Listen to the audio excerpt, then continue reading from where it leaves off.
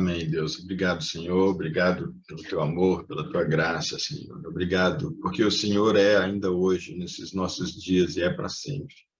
Essa fonte, Senhor, a fonte de vida, que jorra, Senhor Deus, em nós e jorra através de nós e que jorra pela eternidade e para a eternidade. Deus, obrigado, Pai, porque o Senhor não desistiu de nós.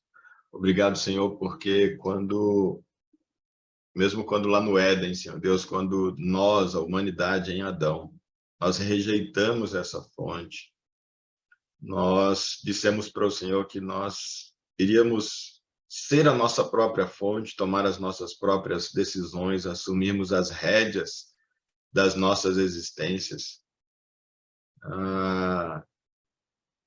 O Senhor não desistiu de nós. E sabendo, Deus, que nós te rejeitaríamos, para que essa rejeição não fosse eterna, absoluta, irreversível, o Senhor de antemão sacrificou seu próprio filho, imolou o seu próprio filho, para que a humanidade pudesse viver esse tempo que há milênios estamos vivendo. Esse tempo da graça, esse tempo em que, por um presente do Senhor, que desviou a ira do Senhor para o seu próprio filho, nós continuamos com a possibilidade, cada nova geração, cada nova pessoa que nasce, continua com uma possibilidade de fazer a decisão inversa do nosso primeiro pai Adão e decidirmos rejeitar o nosso próprio ego, rejeitar o nosso egoísmo, rejeitar o domínio da nossa própria vontade e nos sujeitarmos ao Senhor. Abrimos mão de sermos a nossa própria fonte de vida e, portanto, na verdade, morrermos e nos voltarmos para a verdadeira fonte, verdadeira e única fonte de vida que é o Senhor. Deus, obrigado porque ao longo desses milênios, Senhor, o Senhor tem falado conosco por tantas formas, começando pela própria natureza, por esse vazio existencial dentro de nós, que nada do que existe pode nos preencher. Passando pelo desenho na história, pelo povo de Israel, pela a Bíblia Sagrada escrita, por tantos profetas que falaram com o teu povo, que falaram à humanidade, falas essas que ficaram registradas na tua escritura, preservada ao longo de milênios, a custo de muito sangue, de muita renúncia, para que pudesse chegar até nós hoje, Senhor. Deus, e obrigado porque nesse domingo nós podemos estar aqui 2 ou 3, literalmente, reunidos, Senhor Deus, em teu nome, reunidos no nome de Jesus, reunidos como igreja do Senhor, reunidos com a intenção de aprender um pouco mais do Senhor, da tua palavra, e de nos dedicarmos mais a isso e nos protegermos mais de tanta mentira e protegermos mais dos enganos de Satanás. E Deus, porque nós estamos 2 ou 3 reunidos no teu nome, nós pedimos ao Senhor, cumpra-se a tua palavra, cumpra-se a promessa de Jesus, um pouco antes de voltar aos céus, quando nessa terra esteve, que diz que sempre que 2 ou 3 estivéssemos reunidos no teu nome, o Senhor estaria. Esteja aqui, Senhor, seja bem-vindo aqui. Doce Espírito Santo de Deus, seja bem-vindo aqui. Assume o controle dessa nossa reunião. Esteja à vontade para mudar completamente o que nós tínhamos programado para hoje aqui. E também esteja à vontade para confirmar o que nós tínhamos programado, mas que ao invés de apenas letra, que o Espírito da letra possa estar conosco, que possa se revelar a nós e através de nós. Pai, no nome do Senhor Jesus, nós oramos te agradecendo, Senhor. Amém. Então, bom dia, Cirleide, bom dia, Inesita. Bom estar aqui com vocês. Não sei aí para vocês, aqui está chovendo. Estou no Alphaville, está chovendo aqui, uma chuvinha boa que só. Bom dia. Aqui não está, não. Tá não, no Gama não? No Gama não, mas está ventando bastante, está bem frio. Aqui está chovendo bem mesmo, choveu bem, assim. Tempo, tipo aquela chuva de tempo fechado mesmo, bem legal, bem gostoso. Eu não sei se o vento vai carregar a chuva para o outro lado, porque está ventando muito mesmo. Vento de fazer barulho, assim. Aham. É possível que a chuva daqui até esteja indo por aí, então, dependendo do É, sentido, né? é. É, bom. É, então, nós temos esse tópico de hoje aqui, que é essa parte aí da divisão dos reis, né? Se vocês não tiverem alguma dos reinos, dos dois reinos de Israel, ou do reino de Israel em dois, se vocês não tiverem alguma outra coisa que vocês queiram compartilhar ou perguntar, ou o que for, a gente já pode começar.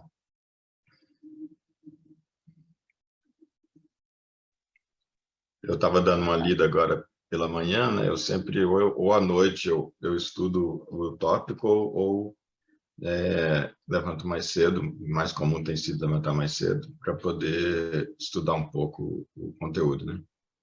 E por algumas razões. Uma, realmente, por consideração e respeito a vocês, outro, porque a minha memória é muito fraca, né? Mesmo que for para fazer só a leitura, assim, é ruim você ler um conteúdo, igual a gente hoje. Não tem como fugir hoje da leitura, porque é muito, muito conteúdo. A gente está pegando aqui praticamente todo o livro de Primeiro e Segundo Reis aqui, né? E está num tópico só. É como se a gente tivesse em 1 hora e pouca lendo, e não só eles, lendo Primeiro e Segundo Reis e vários profetas, várias das profecias escritas por alguns outros livros lá dos profetas, que são desse mesmo período, né? Então, é algo que, com muito trabalho, eu fiz essa concatenação para colocar tudo no mesmo lugar e transformar isso numa sequência, tentando buscar a essência dessa sequência, e claro, tendo alguma coisa que trazia, sendo menos importante, certamente, do que outra que poderia ter sido mais importante, mas que a gente é falho.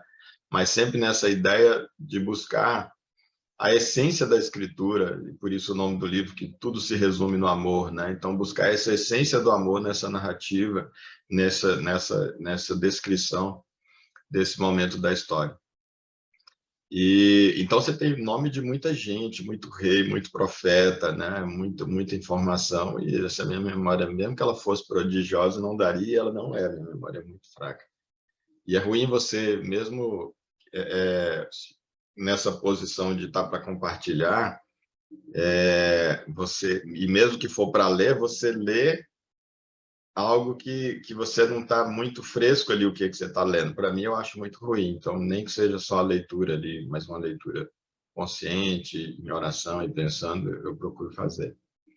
Então, hoje a gente não tem realmente como fugir disso. Vai ser, de novo, muita leitura mesmo. Eu só não quero ler rápido, igual na semana passada. Eu quero ler mais pausado.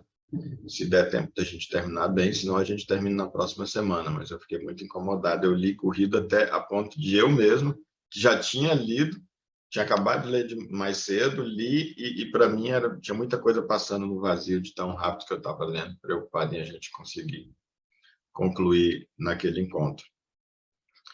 E eu me preocupa quando eu me deparo com um tópico como esse, me preocupa pensar assim, poxa, às vezes a pessoa vai pensar, ai, para que isso? Para que tanta informação? Isso aí, que se eu quiser saber isso, eu vou lá e leio na Bíblia. A gente podia estar aqui vendo algo de mais espiritual, ver algo mais do Evangelho e tal. Algo que vai ter uma implicação mais lógica na minha vida, mais clara para agora, para algo que eu estou vivendo ou deixando de viver. A gente é tentado, às vezes, a pensar isso e talvez até ficar desmotivado a continuar, vir no próximo domingo, no próximo encontro. Olá, Pedro, bom dia. E aí eu já falei isso, mas queria reiterar. Nada do que a gente vai ver hoje aqui é necessário para o alicerce da fé da gente, em princípio. Ou pelo menos para a salvação da gente, ou para a nossa fé em Deus. Não é necessário. Esse nível de compreensão que eu tenho hoje da Escritura e que eu compartilho no livro e estou compartilhando com vocês, nos momentos em que eu tive, do ponto de vista da espiritualidade, do sobrenatural, os momentos em que eu tive mais experiência com Deus, eu não tinha essas consciências ainda. a minha consciência era mais insípida, ou até, em muitas das questões que a gente tem visto, eram até equivocadas. Mas o fato de eu ter menos conhecimento, ou até de o meu conhecimento a respeito da Bíblia, ou de determinados textos ou passagens na Bíblia, serem até equivocados, não impediu, e até tem a ver com um dos trechos que a gente vai passar hoje, não impediu que Deus se revelasse a mim de uma maneira muito especial, sobrenatural, de relação mesmo, espiritual, de algumas experiências muito interessantes. Não impediu que a minha fé fosse alicerçada, não impediu que eu fosse salvo. Então, a gente não precisa, é a maior evidência de que a gente não precisa desse conteúdo aqui de hoje, nem do da semana passada, nem do da próxima semana, para que a gente seja salvo.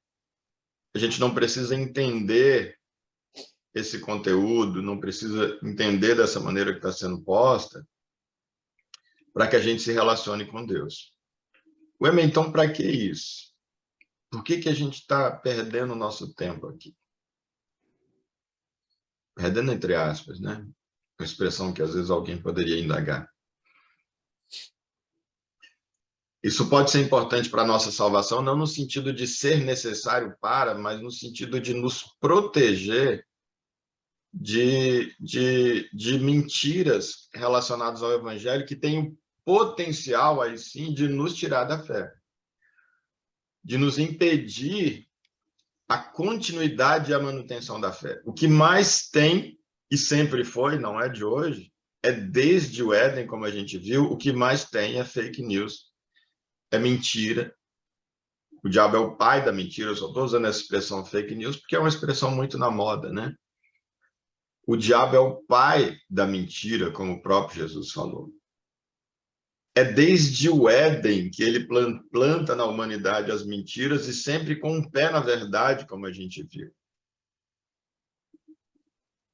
O diabo deu lá no Éden uma interpretação diferente da palavra de Deus para Adão e Eva e por isso derrubou eles da fé em Deus. Tirou a salvação deles. Tirou eles da vida e mergulhou eles na morte. Quando a gente vai ver o segundo e último Adão, que é Jesus, e que ele vem como de novo pai da mentira, ele vem de novo para mentir para Jesus e ele vem de novo com o pé na verdade. Por duas vezes ele cita versículos bíblicos para Jesus, dando uma aplicação diferente para aquele versículo, não só diferente, mas absolutamente contrário à vontade de Deus. Mas a fé de Jesus estava embasada, ela estava alicerçada. Jesus não tinha uma fé apenas espiritual, mas também uma fé racional. Como o texto vai dizer, a narrativa nos evangelhos sobre Jesus vai dizer que Jesus crescia em graça e em conhecimento. Jesus não crescia só na graça, ele crescia em conhecimento também.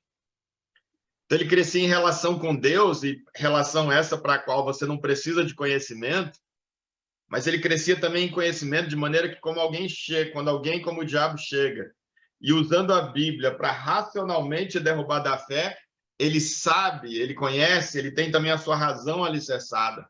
Ele conhece o sentido daquele texto.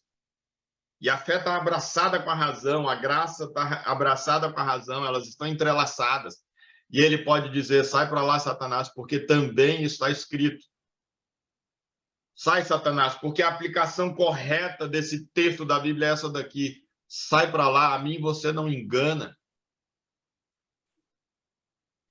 Então, embora a gente não precise de ficar gastando essas horas, domingo após domingo, para ficar lendo, para ficar meditando nesses textos, ele tem o potencial não de nos trazer a salvação que vem exclusivamente pela graça, mas de nos livrarmos, de cairmos nos engodos do pai da mentira. E ele é bom nisso, ele é bom nisso. O diabo é bom nisso. E o nosso coração é enganoso. Quando você junta esses dois elementos, o diabo ser bom na mentira, ele é o pai da mentira. Olha que ele foi capaz de enganar o ser humano na Terra quando o mal ainda não existia na Terra. Olha o nível de capacidade dele, imagina hoje. Que nós temos o nosso coração enganoso, como a Bíblia diz. O coração do homem é enganoso por essência, por natureza, em razão da sua queda. Aí quando você junta os dois elementos, um coração propenso ao engano, sujeito, absolutamente sujeito ao engano, ou muito sujeito ao engano, não absolutamente, mas muito sujeito ao engano. E por outro lado, esse coração se encontra com o pai da mentira, a chance de nós sermos enganados é muito grande. Daí a importância de meditarmos, de estudarmos, de nos debruçarmos na doutrina para encontrarmos o sentido são da doutrina e assim abraçarmos a sã doutrina. Porque antes que alguém nos pregue ainda a doutrina, mas dê para ela uma conotação insana, mas enganoso que é o nosso coração, a gente abrace a doutrina insana e isso possa acabar, como tem acontecido com muita gente, derrubado a nossa fé. Eu já falei, eu tive o privilégio, e aí, meu Deus do céu, só isso já é motivo suficiente para eu agradecer tanto a Deus pela minha deficiência. Que desde os 10 meses de idade, como vocês sabem, eu fui acometido de paralisia, de poliomielite, né? Deixou sequelas em mim. E o evangelho, a mensagem do evangelho, a mensagem de boas novas que se apresentava para mim na época, dessa Bíblia, a mesma Bíblia que a gente está lendo hoje, era uma mensagem que dizia que se eu tivesse fé, eu ia ficar curado. Necessariamente. Mas não rolava, não acontecia, e eu entrava em choque. Isso tinha um poder de ter me afastado de Deus tão grande, como afasta tanta gente. Ou afasta que a pessoa sai de vez e abandona Deus e a religiosidade, ou afasta porque a pessoa agora ela fica só na religiosidade, mas por aquilo não ter sido uma realidade na vida dela, ela não tem base para abraçar de verdade aquela fé. Ela está cheia de interrogações existenciais na cabeça dela, de interrogações basilares. Porque é basilar, para mim era simples assim, eu dizia, ou Deus não existe, ou ele existe, mas não tem mais o poder que a Bíblia diz que tem, ou ele existe e tem o poder que a Bíblia diz que tem, mas ele não me ama do jeito que a Bíblia diz que me ama.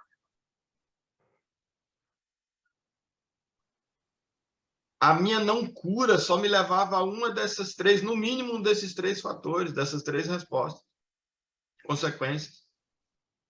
Isso ou me levaria para fora da igreja, ou me levaria a me manter dentro da igreja, mas absolutamente impossibilitado de me relacionar como um Deus que de fato existe. De me relacionar com Deus como um Deus que de fato tem todo o poder. E de me relacionar com um Deus que de fato me ama. E existindo e tendo todo o poder não me curou.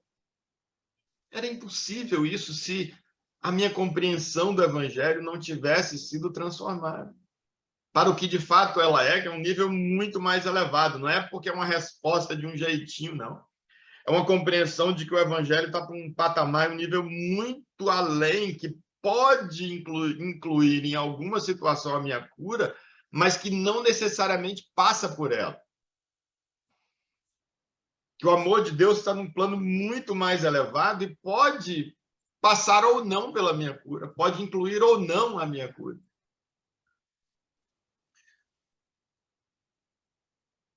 Essa compreensão é cada vez mais importante para a gente, meus irmãos. Cada vez mais importante. Porque a tendência é de cada vez mais a mentira bater à nossa porta. E o pior, como a gente viu algumas semanas atrás, a mentira bate na nossa porta justamente oferecendo aquilo que o nosso coração quer ouvir. Aquilo que o nosso eu caído quer ouvir. Aquela mensagem que é o que a gente quer receber, que quer que seja verdade, o nosso eu caído.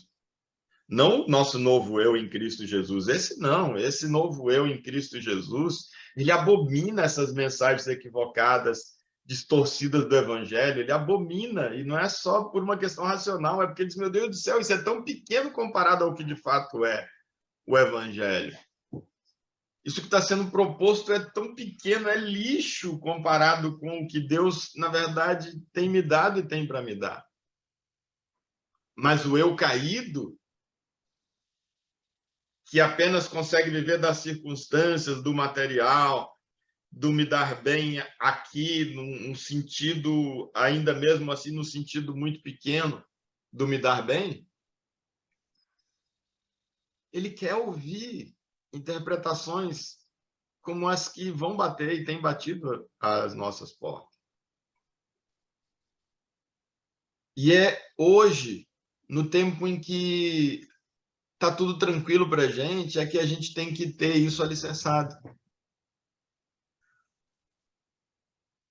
Fazendo uma aplicação analógica com o que o escritor aos Hebreus vai dizer, e diz que nós devemos nos achegar com toda a confiança ao trono da graça para recebermos graça e misericórdia para o tempo da necessidade. Embora ele esteja falando de graça, eu me permito uma analogia para dizer que nós também devemos chegar com toda a consciência, com toda a responsabilidade, com todo o zelo, com toda a consistência, ao trono do conhecimento da sã doutrina, para recebermos a sã doutrina, que nos livrará no tempo em que ela vier a ser questionada, afrontada. Porque tem situações na vida da gente em que a sã doutrina, a gente vai querer muito que ela seja verdade, a insana, a doutrina insana. No momento de uma doença, no momento de uma separação, no momento da perda de um filho, no momento da perda de um emprego, da perda de uma capacidade física, a pessoa que de repente está bem e fica cega, perde uma movimentação, no momento de uma perseguição. Nesses momentos, a gente vai querer abraçar, se a sã doutrina não tiver alicerçada, a gente vai querer abraçar a doutrina insana, que é baseada no aqui, no agora e no meu umbigo. E a gente vai sucumbir. A sã doutrina é aquela que, como Jesus disse, ela oferece a paz. A sã doutrina diz que as boas novas do Evangelho equivalem à notícia de que Deus tem uma paz para a gente que excede o entendimento, que não depende das circunstâncias. Você pode estar sendo perseguido, ou você pode estar tranquilo, você pode estar casado, ou pode estar separado, ou pode estar viúvo, ou pode divorciado. Você pode não ter tido filho, ou pode ter perdido filho, ou pode estar com seus filhos todos aí à volta da sua mesa e morrer assim, tranquilamente. Você pode estar com fartura, pode estar passando necessidade. A sã doutrina diz que você e eu vamos experimentar a paz independentemente do que está acontecendo com a gente, por causa de uma consciência racional maior e de uma consciência espiritual maior, que vai para além de um pensamento positivo, mas é também uma consciência no coração, que já é resultado de uma experiência, de uma relação com o eterno, com o divino aqui dentro.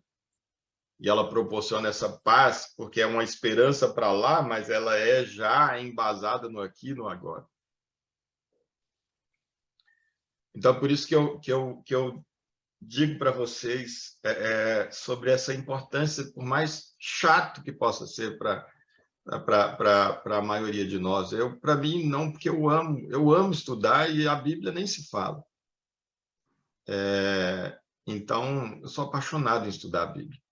Então, eu sei que para a grande maioria das pessoas não é prazeroso como é para mim, mas mesmo não sendo esse desafio de continuar, de vamos ficar firme aqui e vamos seguir aqui nessa leitura, sabendo que por mais que de repente no terceiro, quarto parágrafo a gente já, que saco esse negócio, velho, aqui que eu estou fazendo aqui, é dizer eu posso precisar disso, possivelmente eu vá precisar disso depois, eu preciso entender a essência do Evangelho.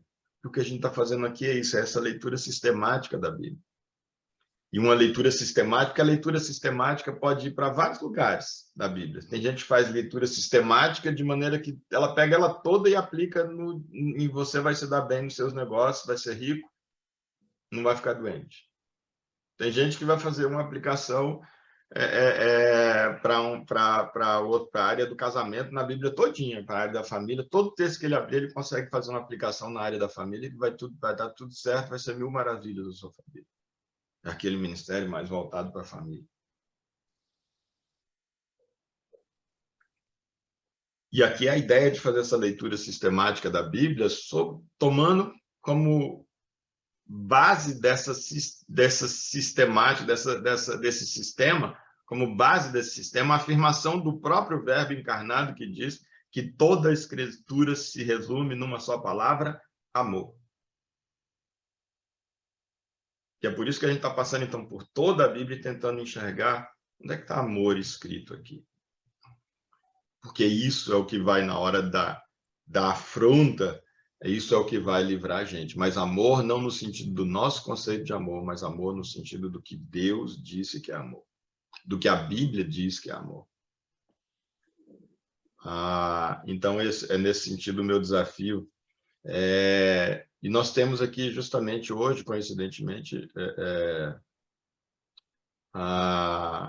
os que estão agora aqui, né? A Cirleide estava aqui, caiu. Mas a Inesita, que é uma pessoa que se dedicou também boa parte da sua vida a estudar a escritura, deu muita aula na escola em relação a isso, fez teologia, e a sua fé está aí embasada, alicerçada, passa por luta, por tribulação, por dificuldade, mas está firme.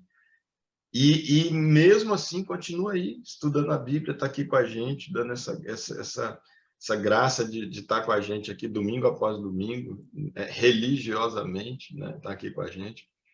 O Pedro, que tem testemunhado, tanto aqui no grupo, como particularmente comigo, e nem precisava, porque eu vejo, eu faço bem as minhas leituras, de como, a partir do momento que ele começou a se dedicar, alguns poucos anos, a estudar a Bíblia, não só ficar com as mensagens de autoajuda, disso, daquilo, com textos isolados, mas de estudar estruturalmente a Bíblia, cronologicamente, sistematicamente. Como o Pedro se tornou uma pessoa muito mais comprometida com o Evangelho, se tornou muito mais protegido com um monte de mentira e engodo, e cada vez mais sedento a ponto de justamente estar aqui com a gente, sendo vocês dois, nas últimas semanas e até mesmo, são os que estão mais com a gente aqui, juntamente com a Cirleide, são os que estão de maneira muito mais consistente aqui com a gente. O Pedro, um momento atrás, um pouco mais remoto, um pouco menos, que ele estava com dificuldades de escalas ali naquele curso, que estava bem pesado e tudo. Então, vocês são a prova e a confirmação, e eu também, nós somos a prova e a confirmação do quanto o estudo em si, ele acaba nos trazendo muito mais para o Evangelho, para a graça, para o relacionamento com Deus.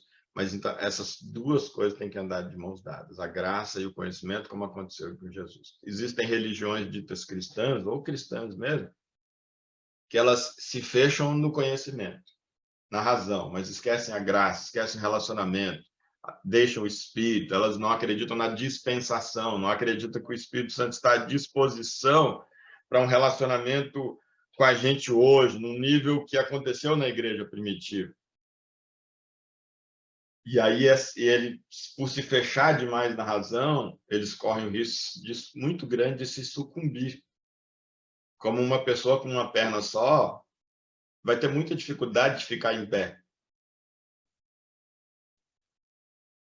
Por outro lado, tem aqueles, e também vários segmentos religiosos cristãos, que dão uma ênfase basicamente exclusiva, ou, no mínimo, muito desproporcional à espiritualidade, ao transcendente, às manifestações do Espírito, às emoções. E, num outro extremo, estão também vivendo uma fé de uma perna só. E é muito difícil permanecer de pé assim. Que Deus nos dê a graça de tentar chegar ao máximo possível num ponto de equilíbrio entre esses dois.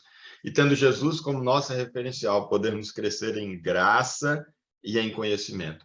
A gente está aqui levando esse tempo aqui em relação ao conhecimento, mas a minha esperança e meu desejo e o meu alento é que, terminado isso daqui, nós vamos continuar os nossos encontros, inclusive não mais virtuais, né? Vamos estar nos nossos encontros presenciais. Se tiver gente chegando nova, diz, olha, está lá o conteúdo do que a gente acredita no que diz respeito à razão, à cognição. Vai lá, lê em oração, escuta em oração, se tiver dúvida, procura a gente. Mas os nossos encontros, a gente poder trabalhar muito mais coisas da atualidade, fazendo aplicação de uma essência que a gente já tem, mas buscando muito mais o relacionamento com Deus e uns com os outros, e com Deus uns nos outros, de maneira que possa ser muito mais nítida a comunhão quando a gente já tiver essa parte aí do conhecimento mais alicerçado na gente, né? Se vocês quiserem fazer algum complemento ou questionamento ou tirar alguma dúvida sobre o que eu falei, fica à vontade. E se não, a gente parte aí para começar a nossa leitura. E aí, Pedrão? Tudo bem? Bom dia, Deus. bom dia, Inesita. Bom dia a todo mundo aí. Bom dia, Então, Pedro.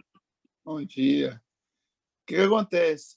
Eu, como o Emer bem falou aí, há um tempo agora atrás, eu estava fazendo um curso, né, de 1 ano e 3 meses, mais ou menos.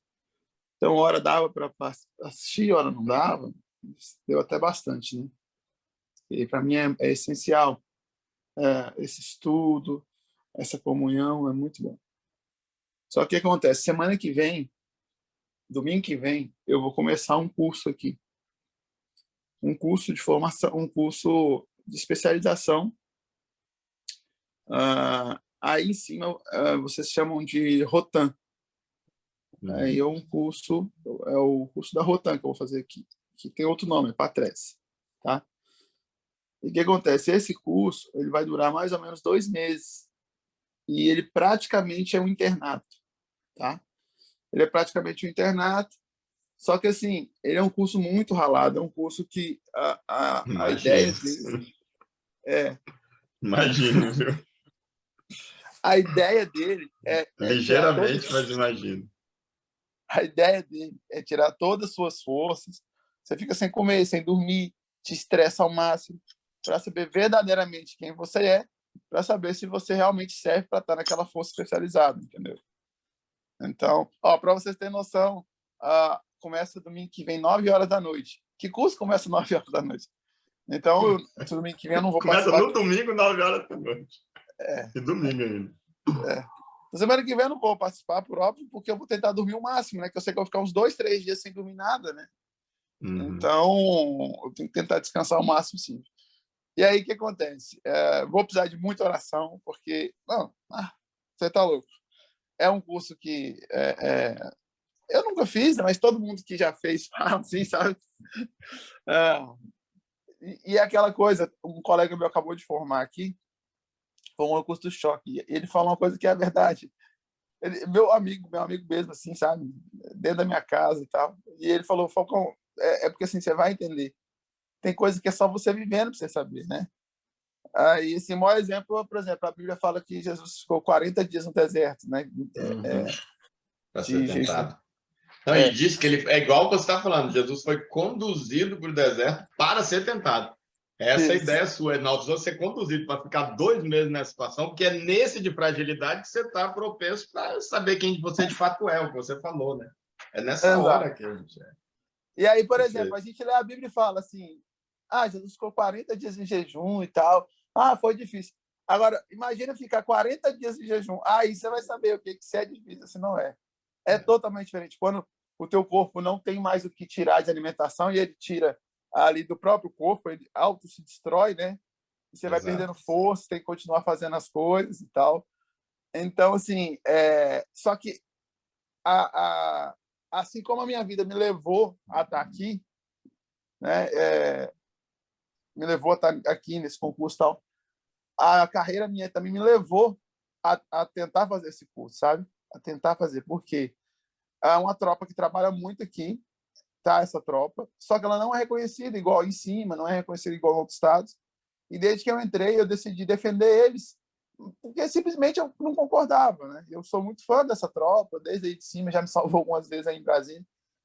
E quando eu resolvi fazer um TCC lá no meu curso, defendendo eles, falando deles, falando para ampliar e tudo mais, e que eles não têm o devido reconhecimento, eu apoiei muito, porque a maioria aqui é de uma outra linha, é a linha do choque, do BOP. Então, e assim, é bandeira, né? Ah, não, esse aqui é melhor, esse aqui é melhor e tal. Eu apanhei bastante lá. Apanhei no sentido assim de, você vai reprovar com o seu TCC e tal, não sei o quê. Só que assim, isso que eu fiz, nunca ninguém tinha feito aqui. E aí esses caras ficaram loucos comigo, ficaram enlouquecidos. Porque pela primeira vez alguém defendeu eles, né? Pela primeira vez alguém defendeu. E eles falaram, cara, tem que vir alguém de fora para defender a gente. E aí começaram a falar, cara, vem fazer o curso, vem fazer parte da gente.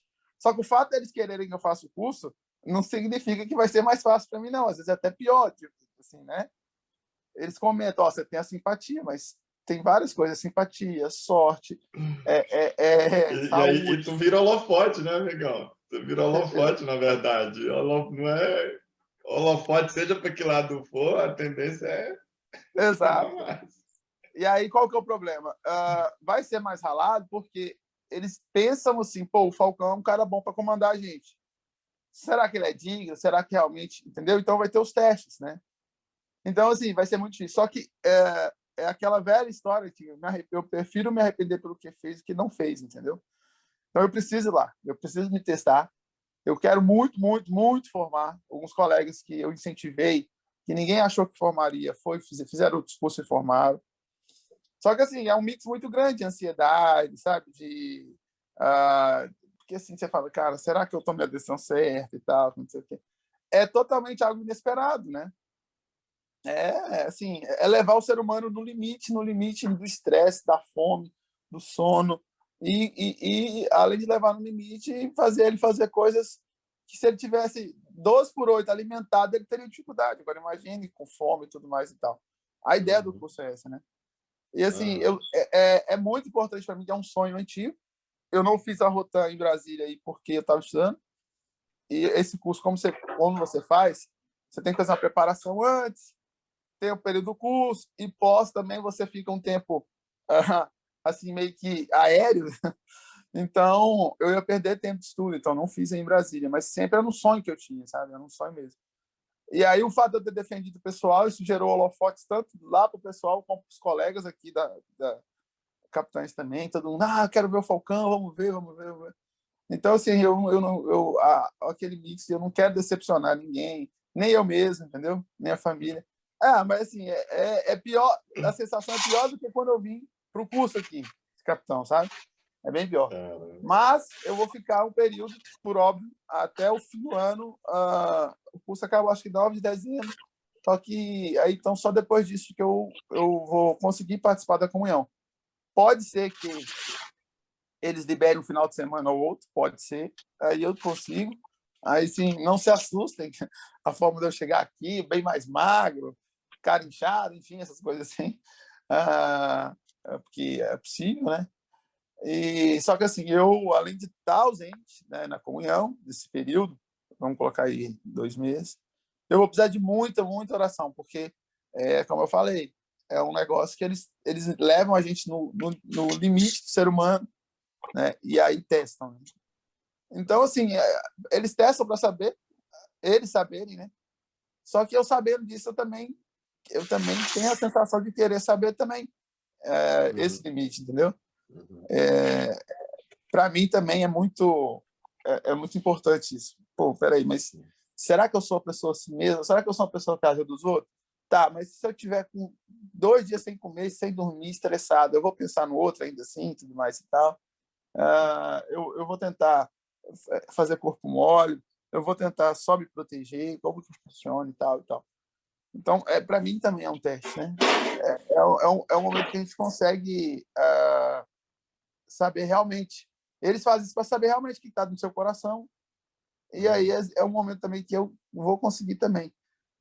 E também, claro, eu não posso assustar, porque como é muita coisa, às vezes o ser humano assusta, fala, não, eu não quero, deu. É o que mais acontece, de cada 60, geralmente entre 60 forma 20, né? Mas eu quero muito, muito, muito formar, quero muito, até por vários motivos, até por proteção também, porque como eu sou policial, eu vou aprender muita coisa que vai ser usada para minha proteção, proteção da família, proteção de outros policiais. Eu vou conseguir também passar esse conhecimento para outras pessoas, com o capitão, quem passa o treinamento sou eu. Eu já tive vezes aí em Brasília de ter ocorrência que eu não sabia o que fazer, que eu não tive o devido treinamento. Então, eu vou conseguir ajudar muita gente se eu formar. Eu chego, por exemplo, no meu batalhão e falo, todo mundo vai aprender isso aqui. Se tiver um emboscado, um negócio, vocês vão saber sair, se tiver isso e aquilo outro. E um soldado, ele não consegue fazer isso, né? Agora o capitão, sim, como ele comanda, ele sabe, ele fez o curso, ele propaga o conhecimento. Então, o negócio não é só bom para mim, é bom para várias pessoas. Por isso que eles querem muito que os oficiais formem, até para ter essa ideia, sabe?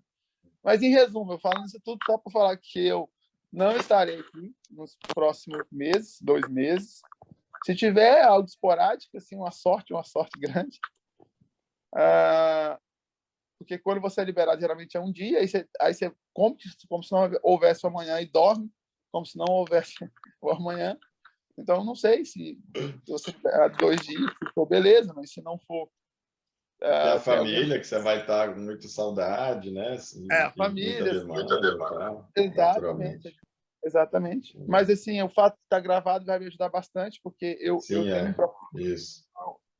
em que pese já ter conversado com ele várias vezes. É um propósito, aí posso colocar outro não, mas, na verdade, eu ainda tenho que terminar ainda com...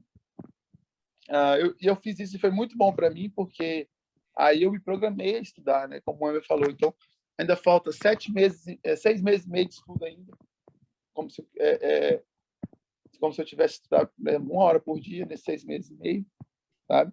Então, vou dar uma pausa aqui, por óbvio, né? Mas depois eu vou continuar, tanto na comunhão, como vou ver os outros que passaram, né? Os outros vídeos, enfim. Mas é isso aí, eu vou estar ausente, mas é por uma causa nobre, né? Nobre, sim. Enfim. Muito nobre. E aí eu peço de verdade para os senhores a oração, a proteção, que eu vou precisar demais. No período da minha vida, acho que eu vou mais precisar, né? Porque realmente, assim, é levar no limite de vários aspectos. O cara fala, pô, agora eu vou, agora não tem jeito. Aí, não vai, calma. Tá tudo controlado e tal. É um momento de luta onde você mais vai precisar da ajuda de Deus. E olha que você é casado com a Bruna, hein? É isso aí. Bruna, tu tá aí. Fala que você tá aí ouvindo a minha brincadeira, senão fica feio pra mim, Bruna. Ela não tá aqui, não, mas tu fala com ela que eu falei zoando. Não, sim, para não parecer que é nas costas. Não, ela sabe. Então, é isso. Assim, além de eu não estar, né, eu peço desculpa, eu ainda vou empenhar os senhores, porque eu vou precisar de oração, muita oração, né? E, enfim, vai ser um momento bem diferente, assim, né? Não só na minha carreira, mas assim, na minha vida também, sabe? Todo mundo que vai não volta mesmo, né? Todo mundo que vai e não volta mesmo. E assim, ó, eu tive uma experiência no campo bem menor do que esse curso, porque lá teve alimentação, lá ninguém bate ninguém, lá ninguém xinga ninguém, lá ninguém... enfim. E ali eu só tive ausência de fome, sono, teve um estresse, assim, ali, e eu já voltei outra pessoa, sabe? Você já volta quando você olha alguém assim com fome na rua, quando você olha alguém com frio, sabe? Você, cara, é muito ruim isso. Porque o ser humano, ele tá numa zona de conforto que não. Aqui, por exemplo, aí de vocês, nunca ninguém... Não sei, a não ser que uma vez esqueceu uma blusa ou outra, mas dificilmente passa frio, né? Agora, quando você sente frio, o corpo trabalha para aquecer teu corpo e não consegue, é muito ruim. E aí vem a fome e tudo mais e tal. E aí só quem teve essa sensação em alguns momentos sabe como é que é. O resto é só imaginar, frio é ruim e tal. Então, eu tive isso em escala bem menor ano passado, exatamente nessa época de outubro, novembro. E agora eu vou ter muito, né? Agora, nesses 2 meses. Então, assim, é uma experiência que eu acho que é importante para o ser humano, sabe? Para ele se colocar no lugar do outro mesmo, para ele saber como funciona.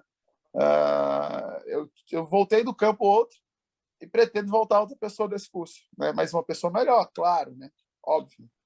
Então, assim, é um momento que eles humilham bastante a gente, tenta destabilizar, né? Tenta destabilizar de várias formas possíveis, né?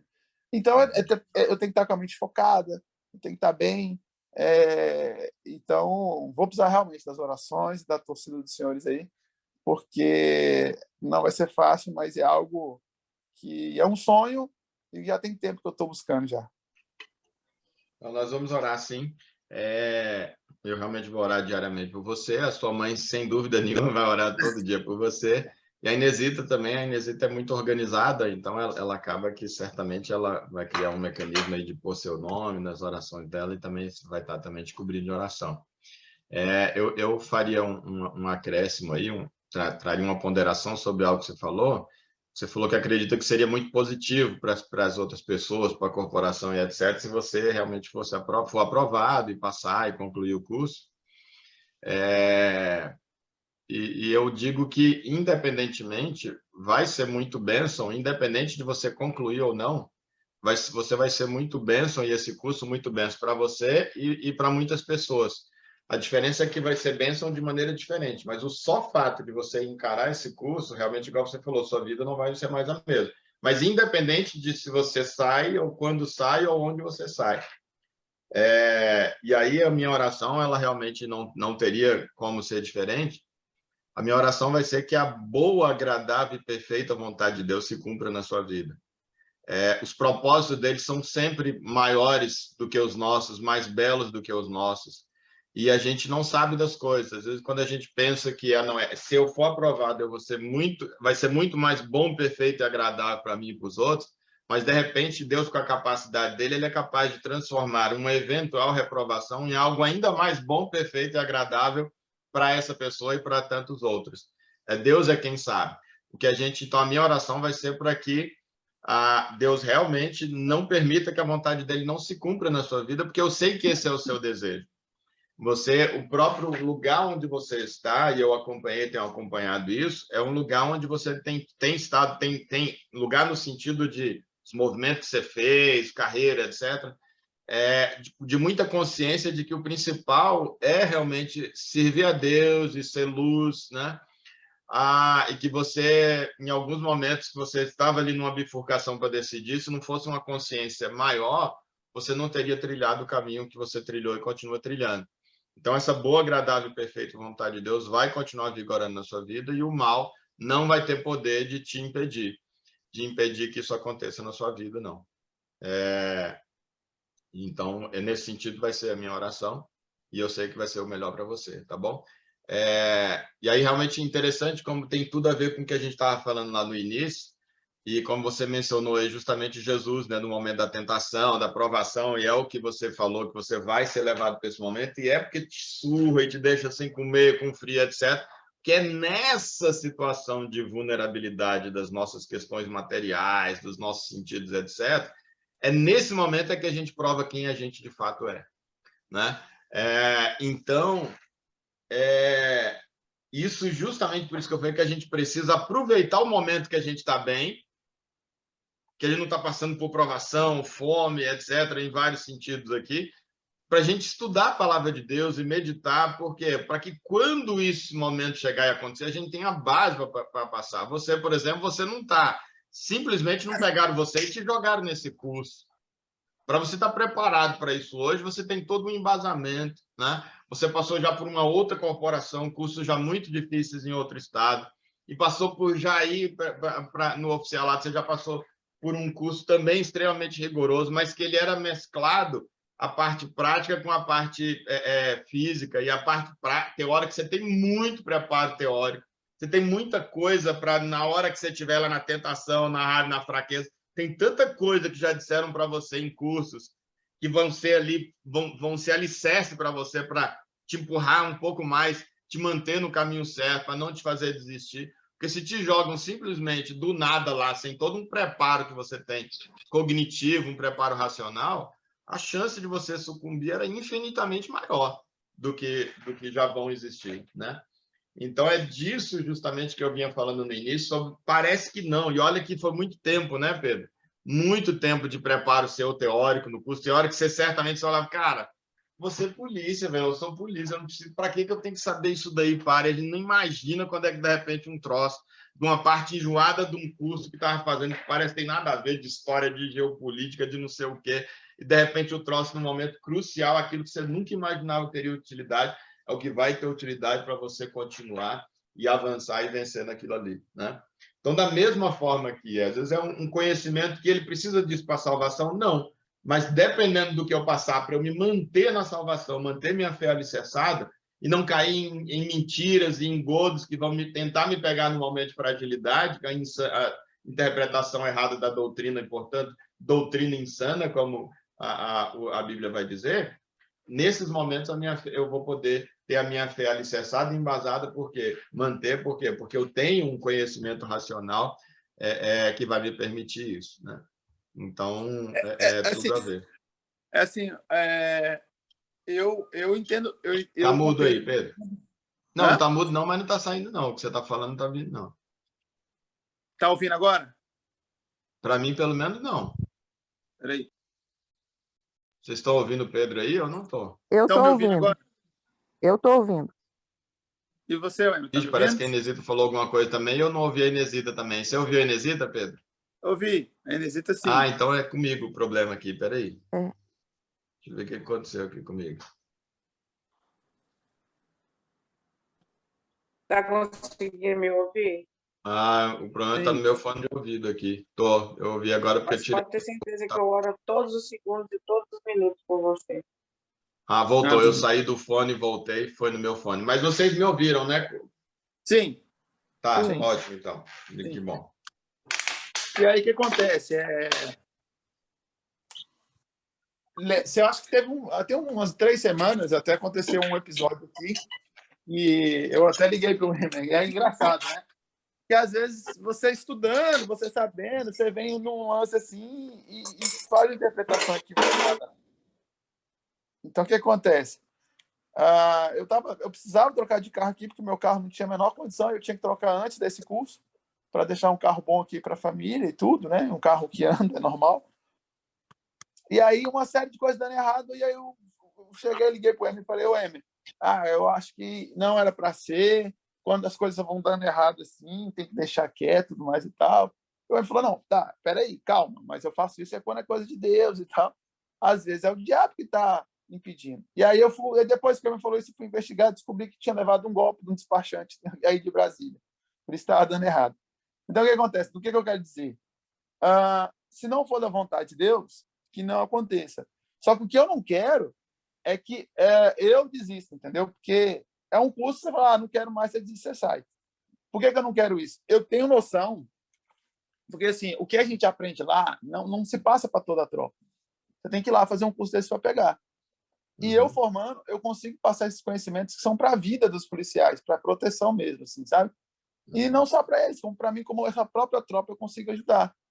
Eu, como aluno, eu já ajudei. Então, o que acontece? O que eu não quero é assustar, sabe? E desistir. Isso assim, é o que está mais assim. Sim, ninguém quer. Realmente eu não quero. E Agora, eu não vou dizer para você sobre algumas questões, como Deus, que eu, na minha mente tão pequena, poderia enxergar do tanto que Deus podia abençoar suas tropas caso você saísse.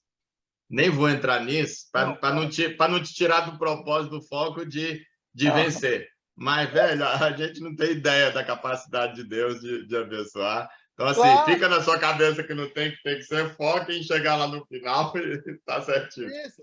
É porque eu estou falando, por exemplo, quebrou uma perna, teve que ir para o hospital e não teve como voltar e tal. Assim, pô, eu fiz tudo que eu podia fazer, sabe? Eu fiz tudo que eu podia fazer. O TAF é o mais difícil, eu tive que subir 5 metros de corda, subir uma rampa, correndo, não sei quanto.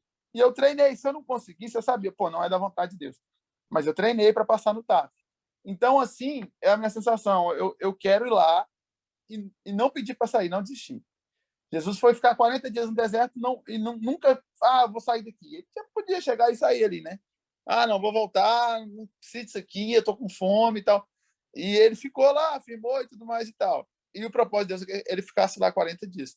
Então, essa é a minha ideia, ficar lá os 60 dias e só sair se realmente... Aí eu entender. Cara, é porque não era da vontade de Deus, realmente. Não, eu peguei uma bactéria, não sei o quê, e não teve jeito. O médico falou, cara, ele não pode continuar no curso. Vai no hospital e ele fala, não pode. Ah, não, então beleza. Então, não é da vontade de Deus e tudo mais e tal.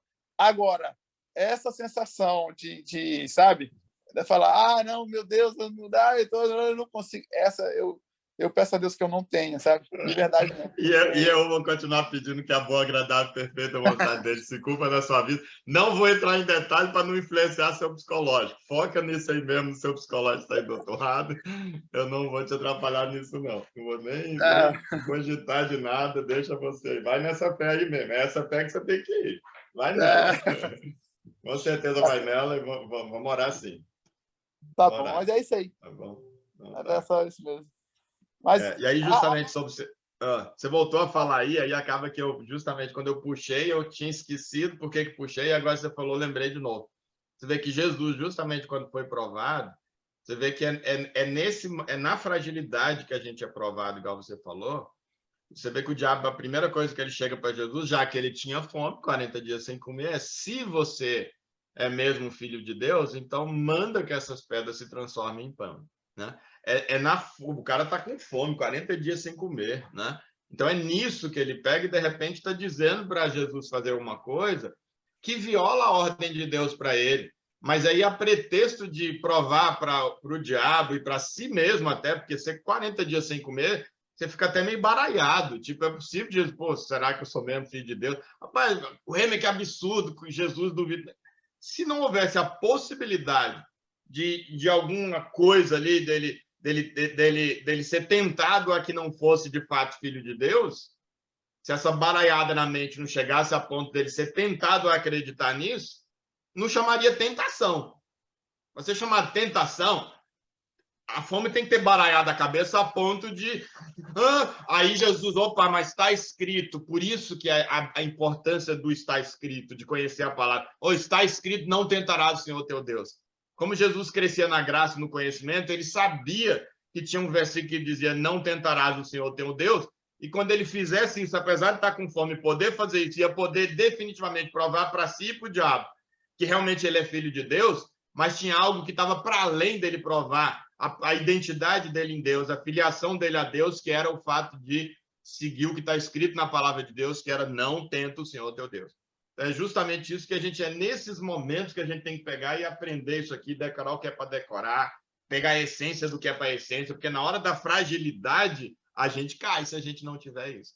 Essa analogia perfeita do Pedro quando ele fala do que ele vai passar e comparando com Jesus no deserto, e mesmo lá no Velho Testamento, Moisés, justamente numa profecia dele, falando sobre o povo, ainda lá atrás ele diz que justamente o que Deus disse que ia mandar o povo depois para o exílio, ia mandar o povo escravo, ia ser levado escravo, para poder provar o coração deles se de fato eles amavam a Deus ou não. Você ama ou não, não é nessa hora que está tudo bem, que Deus está lá e está cuidando de todo mundo. Você quer saber se ama mesmo ou não? Então, você vai para a provação, você vai para o deserto, você vai para o Egito, você vai ser escravo, você vai comer o pão que o diabo amassou, aí vai provar se você ama a Deus ou se você não ama a Deus, é nessa hora, né? Então, essa analogia é perfeita, do que o Pedro vai passar agora, e independente de qualquer coisa, vai ser mais do que vencedor, e já é mais que vencedor. E para a gente aqui, realmente faz todo sentido dessa insistência minha, da gente, mesmo nas partes mais chatas. E o Pedro sabe o que é parte chata de estudar, porque o coisinha que deve ter chato que ele deve ter estudado nesses muitos cursos dele aí, não vou nem falar de curso preparatório, estou dizendo de curso de já ser policial aqui, ir lá e fazendo curso que diz, meu Deus do céu, pera lá, eu só vou pegar o bandido, algemar ele, levar para a cadeia, e eu preciso disso aqui, é sério, né? E que, de repente, na hora do vamos ver, você vê que tem coisa muito maior do que aquele simples ato de pegar alguém, algemar e levar para a cadeia, que está em jogo ali, que vai te manter naquilo, né? Mas, então, obrigado, agradeço também a todos vocês aí pelas orações que receberei, pela proteção. A minha mãe especial aí, que falou que ora todo minuto, a gente sabe que é verdade. Mãe é assim mesmo. Mas é assim, como falei para vocês, eu pretendo, se Deus quiser, né, a gente tem que botar alguns gatilhos para fazer um curso desse. Se você não colocar pequenos gatilhos, você não vai, sabe? Assim, é um curso que, se você pensar, você não fica. Se você pensar. Pensou, não fica, não adianta. Então, eu tenho alguns gatilhos e um dos gatilhos é eu não vou desistir e vocês não vão me ver aqui até dezembro, se Deus quiser. Né? Se for me ver, porque eu fui liberar 2 dias, aí eu vou conseguir descansar, me alimentar, e aí no outro dia eu apareço aqui, mas é porque eu estou lá, se Deus quiser. Então, se Deus quiser, com fé em Deus, ele sabe tanto que isso é importante e tudo mais e tal. Vocês não vão me ver até dezembro. E é aquela coisa. E eu vou com essa cabeça, e aí, se acontecer alguma coisa realmente que. Esquece o se. Realmente, vai embora. Não tem, mas isso aí deixa isso aí. Tem razão. Não, seu psicológico não vai atrapalhar seu psicológico, não. Não tem sim. Esquece sim, vai. Tem, não. É isso aí. Né? É isso mesmo. Deus abençoe. Amém. E aí, mais alguma coisa ou a gente avança um pouquinho aqui, pelo menos o início do tópico, gente?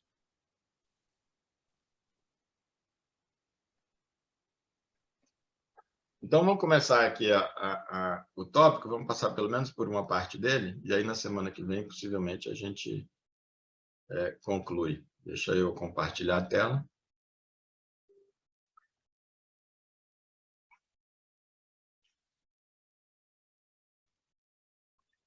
E aí, daquele jeito que eu falei, tá? Fica à vontade para interromper, para completar, para tirar dúvidas, para questionar. Fiquem à vontade aí. E também, se meu microfone falhar, vocês, por favor, me deem um toque também, tá?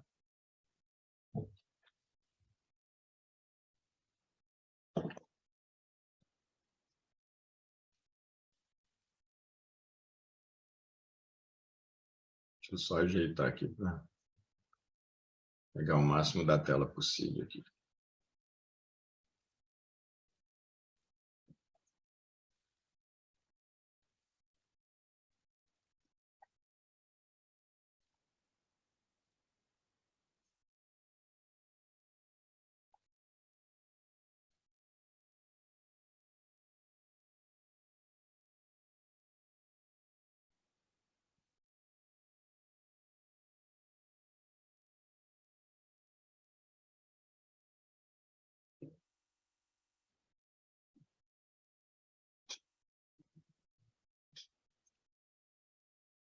Acho que aí tá bom. Então, aqui, esse tópico número 15 é Israel na Terra Prometida. E a gente vai, então, essa parte é a parte onde há a divisão do Israel. Na semana passada, a gente viu Israel como, na Terra Prometida, um reino só. A gente tinha passado o período dos juízes, né? Quando eles entraram, e aí foram governados por juízes por um período. E as pessoas que eram levantadas por Deus para julgar o povo, dizer o que está certo ou não, encaminhar o povo. Não tinha ali a figura nem do poder legislativo, executivo, judiciário, estava tudo. Então, quem era o próprio Deus que era tudo, e ele mandava um recado pelos juízes dele ali e acabou. A gente tem, então, aqui nesse período aqui, então, que começa a monarquia, né? Um período onde o Israel vai ser governado por reis. Na semana passada, na verdade, a gente viu, e aí tinha um rei só, começou com um rei só, e Deus dizendo, para com isso, eu sou o rei de vocês. Para que vocês querem esse negócio de rei? E não, os outros povos todos têm rei, só a gente que não tem, a gente quer rei também e tal. E aí Deus vai e diz, tá bom, vocês querem rei, estão insistindo, vocês querem ser igual aos outros povos, eu vou dar para vocês, então, essa possibilidade, eu vou deixar. Agora, depois não digam que eu não avisei para vocês, não digam que eu não falei. E aí, eu vou dar um rei para vocês, mas o rei vai sacrificar vocês, vai pegar impostos de vocês muito altos, vai pegar as propriedades de vocês, vai pegar as mulheres de vocês, os filhos de vocês.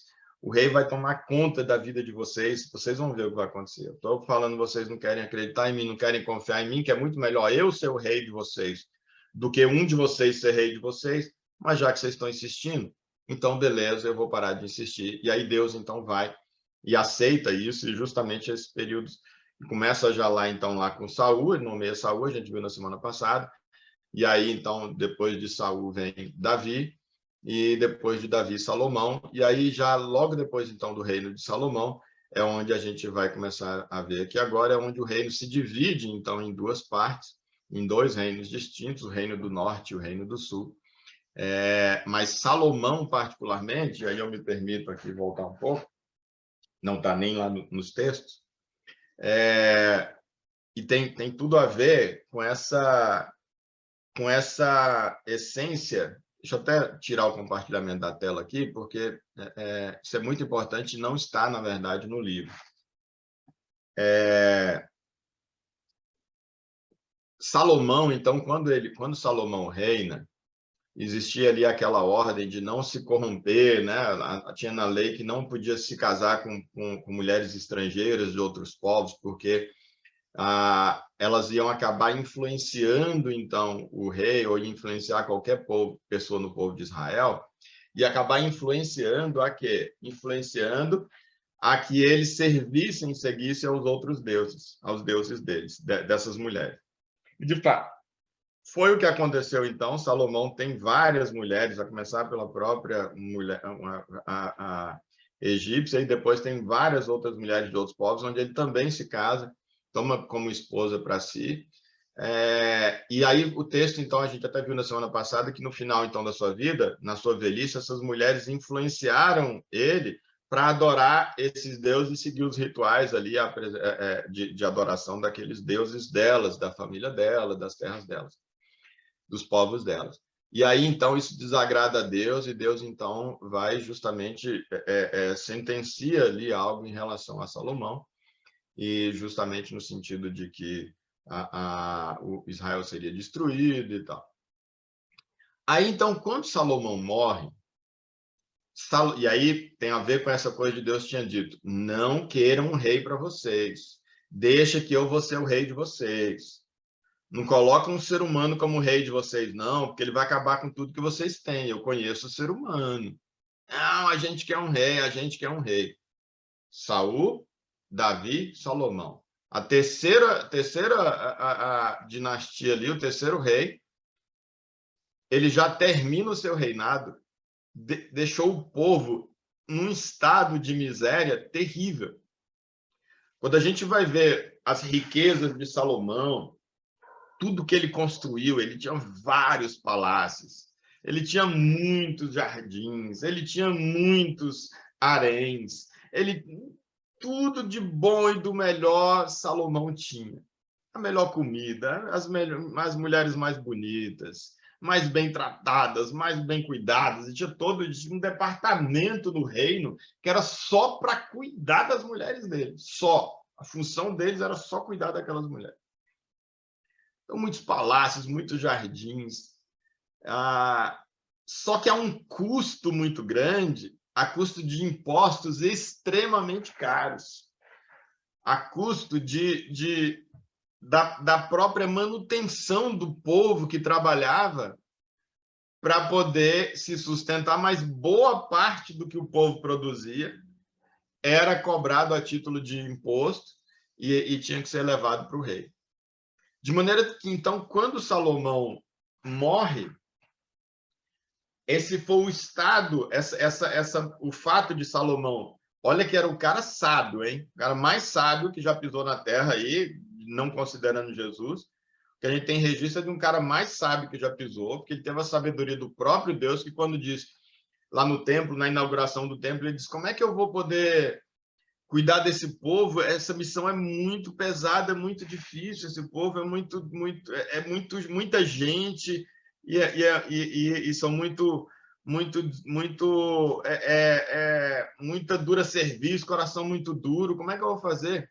E aí, então, quando Deus diz para ele pedir alguma coisa, na inauguração do templo, quando Deus aparece lá, a sua glória aparece no templo, na inauguração do templo, e ele diz: eu quero sabedoria para poder administrar e governar esse povo. E aí Deus diz: olha, você pediu uma coisa já de cara muito sábia, né? Muito sábio você pedir sabedoria. E já que você pediu sabedoria, eu vou te dar sabedoria como nenhum outro, e aí, de tabela, de grossa, eu vou dar para você muita riqueza e muita fama, e até uma consequência natural dessa sabedoria dele, né? Seria uma consequência natural da própria sabedoria. A questão é o que você vai fazer dessa fama e o que você vai fazer dessa riqueza. Mas um nível elevado de sabedoria necessariamente vai fazer você produzir muita riqueza e ser muito famoso. Agora, o que você vai fazer dessa riqueza, você vai acumular tudo para você em detrimento do outro, ou se essa fama você vai usar também exclusivamente para você em detrimento do outro, aí isso vai depender se você tem um relacionamento com Deus ou não, que é a fonte do amor. Se o seu olhar para a vida e para as pessoas e para os bens é um olhar de amor, aí é a maneira como, então, você mesmo tendo uma sabedoria humana, um dom de Deus, se você não tiver o fruto de Deus, o amor, que esse só vem pelo relacionamento e só mantém no relacionamento, você vai fazer um mau uso da sabedoria, mas vai continuar sendo sábio, porque sabedoria é um dom. Paulo vai fazer muito bem essa distinção em 1 Coríntios 12, 13, ele vai fazer a distinção entre dons de Deus e o fruto do Espírito de Deus, os dons do Espírito Santo de Deus e o fruto do Espírito Santo de Deus, e é justamente no 1 Coríntios 13 que o fruto é algo muito maior. Então, aqui Salomão recebe o quê? Aqui não, ali no tópico 14, né? Mas está num parágrafo só, estou detalhando para vocês aqui. Salomão recebe o dom do Espírito Santo de Deus, o dom de Deus de sabedoria. E ele vai aplicando esse dom. E vai aplicando, e vai enriquecendo, exército forte, etc. E vai só que o amor, o fruto do Espírito só aconteceria no relacionamento com Deus. Só que ele se casa com mulheres estrangeiras e começa então o quê? Ele começa a se envolver com os rituais dessas mulheres, dos deuses dessas mulheres, dos povos dessas mulheres. O próprio fato dele desobedecer e se casar com essas mulheres, ele já rompe aqui o relacionamento com Deus. E em rompendo o relacionamento com Deus pela desobediência, ele perde a fonte do amor. Ele fica incapaz de manifestar o fruto do amor. E ele continua sábio, com uma sabedoria, um potencial muito grande de produzir riqueza e de ficar muito famoso, e de fato acontece, mas pela falta de amor, ele faz isso a um nível de um sacrifício muito grande do povo e apenas para deleite próprio. Aí Salomão chega no final da vida, a ponto de chegar no final da vida e escrever o livro de Eclesiastes. E você vai ver o homem mais sábio que já pisou nessa terra tirando Jesus, uma sabedoria que foi um dom de Deus, um dom de Deus, e ele chega no final da vida olhando tudo que ele fez, tudo que ele viveu e diz assim, que miséria que foi minha vida. Que grande vazio. O livro de Eclesiastes, todo, salvo engano, 9 capítulos, por aí. 9, 12, uma coisa assim. O livro de Eclesiastes todinho é um velho em profunda depressão ao olhar para o histórico da sua vida, ao ficar olhando as lembranças do que ele fez e deixou de fazer da vida, tendo uma sabedoria tão grande, ao aplicar essa sabedoria ao longo da vida, perceber que tudo que ele construiu, tudo que ele fez com essa sabedoria foi um completo vazio. Nada vai ficar, nada vai levar. Nenhum proveito teve em absolutamente nada do que ele construiu, essa é a conclusão dele. E ele vai usar expressões justamente como foi um correr atrás do vento. Você quer correr atrás do vento? Ah, beleza, brincadeira, vamos correr atrás do vento, é legal. Agora, você passar a vida e você chegar na velhice, você ter a sensação de que você, por toda a sua vida, apesar de ter recebido um dom de Deus de sabedoria, você ter corrido atrás do vento a sua vida toda, ou seja, você não construiu nada que tenha valido. Isso para uma pessoa que tem sabedoria e, portanto, consegue ter um senso maior do nível de absurdo disso, coloca Salomão no lugar onde ele se encontra no livro de Eclesiastes, numa profunda depressão, num arraso existencial, porque ele não podia mais voltar no tempo para reaplicar a sua sabedoria mais. E tentar dar um direcionamento para essa sabedoria, para algo que pudesse ficar. Ele olha para o povo, está numa miséria terrível, terrível, terrível, terrível, por causa dos muitos impostos que ele colocou. Ele olha para todas as riquezas, os palácios, tudo que ele construía, ele diz, tá bom, eu vou morrer, meus filhos vão pegar isso aqui, vão torrar rapidinho. Porque isso está lá no Eclesiastes dizendo, porque os herdeiros pegam aquilo que o autor da herança produziu com muito custo e eles torram aquilo com a maior facilidade, porque não foi eles quem se sacrificaram para construir. E ele diz, caramba, agora o povo pobre, e daqui a pouco meus filhos vão herdar isso aqui, vão destruir tudo porque não foi custo deles. Sim, por favor, Pedro.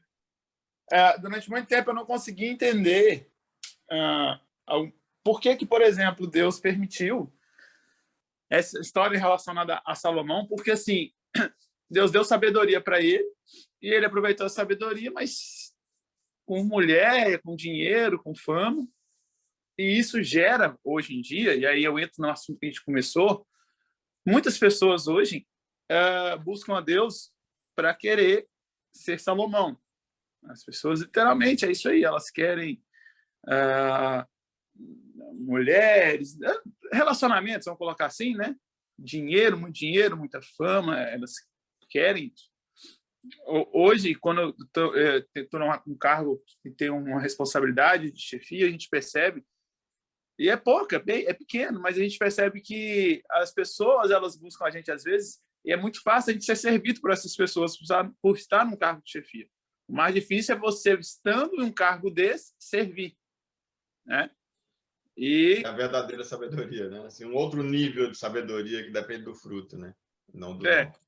E aí Salomão era rei e tudo mais, o mais sábio usou isso só para ser servido, não para servir.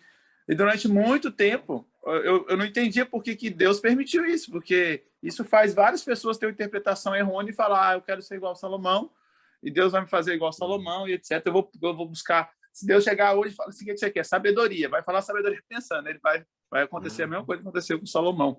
Eu, muitas vezes, pensava assim, ó, se Deus me pedir um desejo, eu tenho que falar sabedoria, que aí vem o combo todo de Salomão. O resto vem o combo, né? Se eu pedir sabedoria, vem o combo, né? Vem um combo. Então, o que acontece? Jesus totalmente contrário, né? Ele tinha a paz de espírito, ele servia e tudo mais e tal. Então, aí que tá, que eu percebo que, mesmo tendo o risco das pessoas procurar isso, mas as pessoas se enganam. Então, se não tivesse, às vezes, se enganar de outra forma, Deus permite que isso aconteça para que a gente tire lição da sombra que foi a história de Salomão, realmente, né? Assim, ó, cara, você pode ser sábio, você pode ter dinheiro, você pode ter mulher, pode ter fama, você pode ter os melhores artistas, músicos, tudo, mas se você não tiver Jesus, você não tem nada. Isso é nada. E aí isso se confirma com o livro de Eclesiastes, que Salomão vai lá e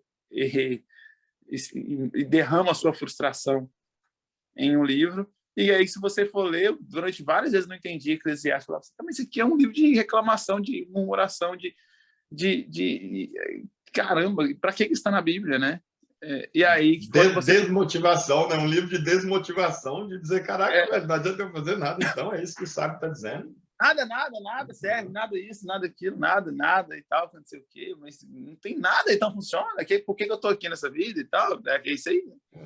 E aí que é a vantagem, quando você começa a estudar um pouco, quando você acompanha a comunhão que tenta sempre pensar ali numa conformidade, entender as coisas, né? Que aí você consegue fazer uma interpretação que você fica mais aliviado. Não quer dizer que você vai ser salvo nem nada, né? Mas é até para saber o caminho que você vai seguir. Pô, peraí, está aqui e tudo mais e tal. Porque é muita ousadia. Se você chegar numa igreja e falar assim, não quero ser como Salomão, não, e tal. Mas você tá louco e tal. Salomão foi mais sábio, foi mais rico, entende? Mas realmente não vale a pena, né? Mas é muito Deus para você conseguir entender isso, né? E às vezes com estudo, às vezes sem estudo também, tem gente que não estuda e consegue entender isso. Fato é que às vezes está lá claro, mas você não vê que está claro. E eu várias e várias vezes pedi sabedoria para vir um conto de Salomão, né? Há alguns anos atrás, vamos colocar assim, enfim. Né? Então, só esse adendo que eu queria... que quando você chega numa situação, às vezes a gente só quer ser servido, e não quer servir, né? E aí, às vezes, se você chegar numa situação, por exemplo, de rei, se conseguir servir, é o cúmulo da sabedoria. E essa é realmente a sabedoria. Pois é, e justamente a gente deve mesmo pedir essa sabedoria para Deus. Realmente a gente tem que pedir. A questão de Salomão, quando ele pede, Salomão está lá, e ele investiu muito da grana, justamente, Davi quis construir um templo para Deus, como a gente viu, né, uma habitação para Deus. Não, você derramou muito sangue, seu filho vai construir. E aí, então, o filho dele, Salomão, vem, e aí, então, ele já tinha dado todas as coordenadas, Davi, onde era o desenho, a grana ali já estava toda pronta para isso, o ouro e tudo. E aí, então, de repente, Salomão vai e constrói. E na inauguração, então, é que a glória de Deus enche esse lugar e Salomão conversa com ele. Isso o que a gente está vendo até esse momento? A gente está vendo uma pessoa se relacionando com Deus. A gente está vendo aqui esse lado do quê? Que a gente pode chamar desse pezinho da graça na relação com Deus. E aí, por causa justamente dele estar em relação com Deus, ele faz a oração correta e ele pede sabedoria, a gente pode justamente pegar essa sabedoria como sendo esse outro pé aqui, que a gente vai falar, viu lá que Jesus crescia em graça e conhecimento. A sabedoria aqui não deixa de ser um conhecimento. É um conhecimento nato, inclusive, porque é um dom, mas é um conhecimento, é uma capacidade racional a sabedoria, que ela pode vir aqui num nível com esse dom, e para quem não tem um dom ainda pode chegar perto ali, com muito estudo, com muita análise de antropologia, de história, de filosofia, pode chegar ali um certo nível, e alguém, às vezes, já por um dom, já de cara tem aquilo, mas é um outro pé. Só que, então, o que acontece? O grande problema de Salomão, então, não foi ter pedido sabedoria, óbvio, mas foi, em tendo a sabedoria, desobedecido o mandamento de Deus, e dentre eles o de não se casar com mulheres estrangeiras, e se casa com mulheres estrangeiras. Já de cara era suficiente para esse rompimento aqui. Então ele rompe o relacionamento com Deus pela desobediência, e ao romper o relacionamento com Deus pela desobediência, ele sai da graça, ele larga o pezinho da graça, da relação com Deus. Ele perde a fonte do amor, que é Deus, a fonte para esse olhar correto para os bens e para as pessoas, e fica só com o lado da sabedoria, mas agora a sabedoria dominada pelo ego, sem a inspiração de Deus sobre como aplicar essa sabedoria. E por isso a vida dele se transforma nessa tragédia. Então a gente tem realmente que pedir sabedoria para Deus, sem dúvida nenhuma, só que precisamos pedir, Deus, mas me dá sabedoria. Capítulo 12 de 1 Coríntios. Capítulo 12. Deus me dá, como Paulo vai dizer, peçam os melhores dons. E ele dá alguns exemplos, o dom de cura, o dom de profecia, o dom de milagres. Ele dá alguns exemplos de dons no capítulo 12 e ele diz, gente, pede os melhores dons, o dom de línguas. Pede, Deus vai dar. Pede. Dom é coisa boa, pede. Aí ele termina o 12 com a gente que já acha que está no auge e diz, meu Deus do céu, mas se Deus me desse o menor desses dons, seria uma experiência extraordinária, minha vida já não seria a mesma. Você termina o capítulo 12, sabendo que isso é uma realidade para a gente, que a gente pode pedir os dons que está à disposição, você já fica em êxtase, com a possibilidade de Deus realmente atender e você ter um dom daquele. Aí, de repente, ele começa o capítulo 13, dizendo, versículo 1, assim, mas eis que eu passo a mostrar para vocês, mas eis que é um contraponto do 12. Se o 13 comece, mas eis que eu passo a mostrar para vocês um caminho sobremodo excelente, sobremodo excelente em comparação com o quê? Com o caminho do 12, que já é excelente. Mas eu passo a mostrar para vocês um caminho sobremodo excelente. Está para além do excelente, que é o do dom, mas vocês têm que buscar. Dom é coisa muito boa. E ele passa a mostrar o caminho do amor, no capítulo 13. Coisa mais linda do mundo. Salomão, que já tinha o caminho sobremodo excelente, a relação com Deus, a inauguração do templo, o próprio Deus aparece para ele, conversa com ele. Ele já tem o caminho sobremodo excelente e ele recebe de Deus o dom, que é o excelente. E agora ele abraça o dom, desobedece Deus, inviabiliza a relação, abandona o caminho sobremodo excelente e fica com o excelente. Beleza, enquanto você está vivo, esse caminho está excelente. E você constrói, você tem mulheres, 1000 mulheres no total. esposas e concubinas, e palácios, e conselhos de pessoas no mundo todo que vêm para ficar babando diante da sua sabedoria. Passam horas e horas ouvindo você falar e parece que tem favos de mel escorrendo pela sua boca. Ninguém tinha dificuldade de ouvir Salomão. A fama dele esparramou por todo mundo da época. Excelente! Quem vai dizer que não é excelente? Excelente, mas chega o final de uma vida de excelência dessa, tendo abandonado o sobremodo excelente, tendo abandonado a graça, tendo abandonado a relação com Deus, ele vai descobrir que foi uma completa tragédia a existência dele. Pelo abandono da relação. Por isso que a gente tem que entender o evangelho como um todo, e por isso Pedro falou que sem essa compreensão da Bíblia como um todo e da essência dela, a gente vai pedir só a sabedoria de Salomão. E vai só se iludir e achar que, não, eu faria um trabalho melhor do que Salomão. Eu não ia abandonar Deus. Espera aí, você não ia abandonar Deus por uma força de vontade sua? Você acha que você ia ter um controle mental maior do que Salomão e é por isso? Se você não entender que a graça é o fruto do Espírito Santo, que você ser capaz de dominar sobre esses dons para não cair no mesmo buraco, um pior do que o que caiu Salomão, você precisa de dia a dia renunciar ao seu ego, como diz Jesus, negar o si mesmo dia a dia, tomar a cruz e seguir. Se você não fizer isso dia a dia, você vai cair num buraco maior do que Salomão, mesmo que tiver uma sabedoria em dobro em relação a dele, você está enrolado. Por isso Pedro falou que a gente precisa justamente ter essa visão do evangelho. E aí, Eclesiastes, eu falei que não lembrava se era 9 ou 12 capítulos. Capítulo 12, o último capítulo de Eclesiastes, depois de fazer essa lamúria toda, ai, que miséria, tudo é correr atrás do vento, tudo é um completo vazio, nada tem sentido que a gente faz nessa vida. Nem a herança que eu estou deixando aqui, há muito custo, sacrifício de muitas vidas. A herança que eu estou deixando, meus filhos vão arrebentar com tudo, vai vir alguém e vai destruir. O capítulo 12, ele tem, então, um lapso, um insight, aliás, de sanidade,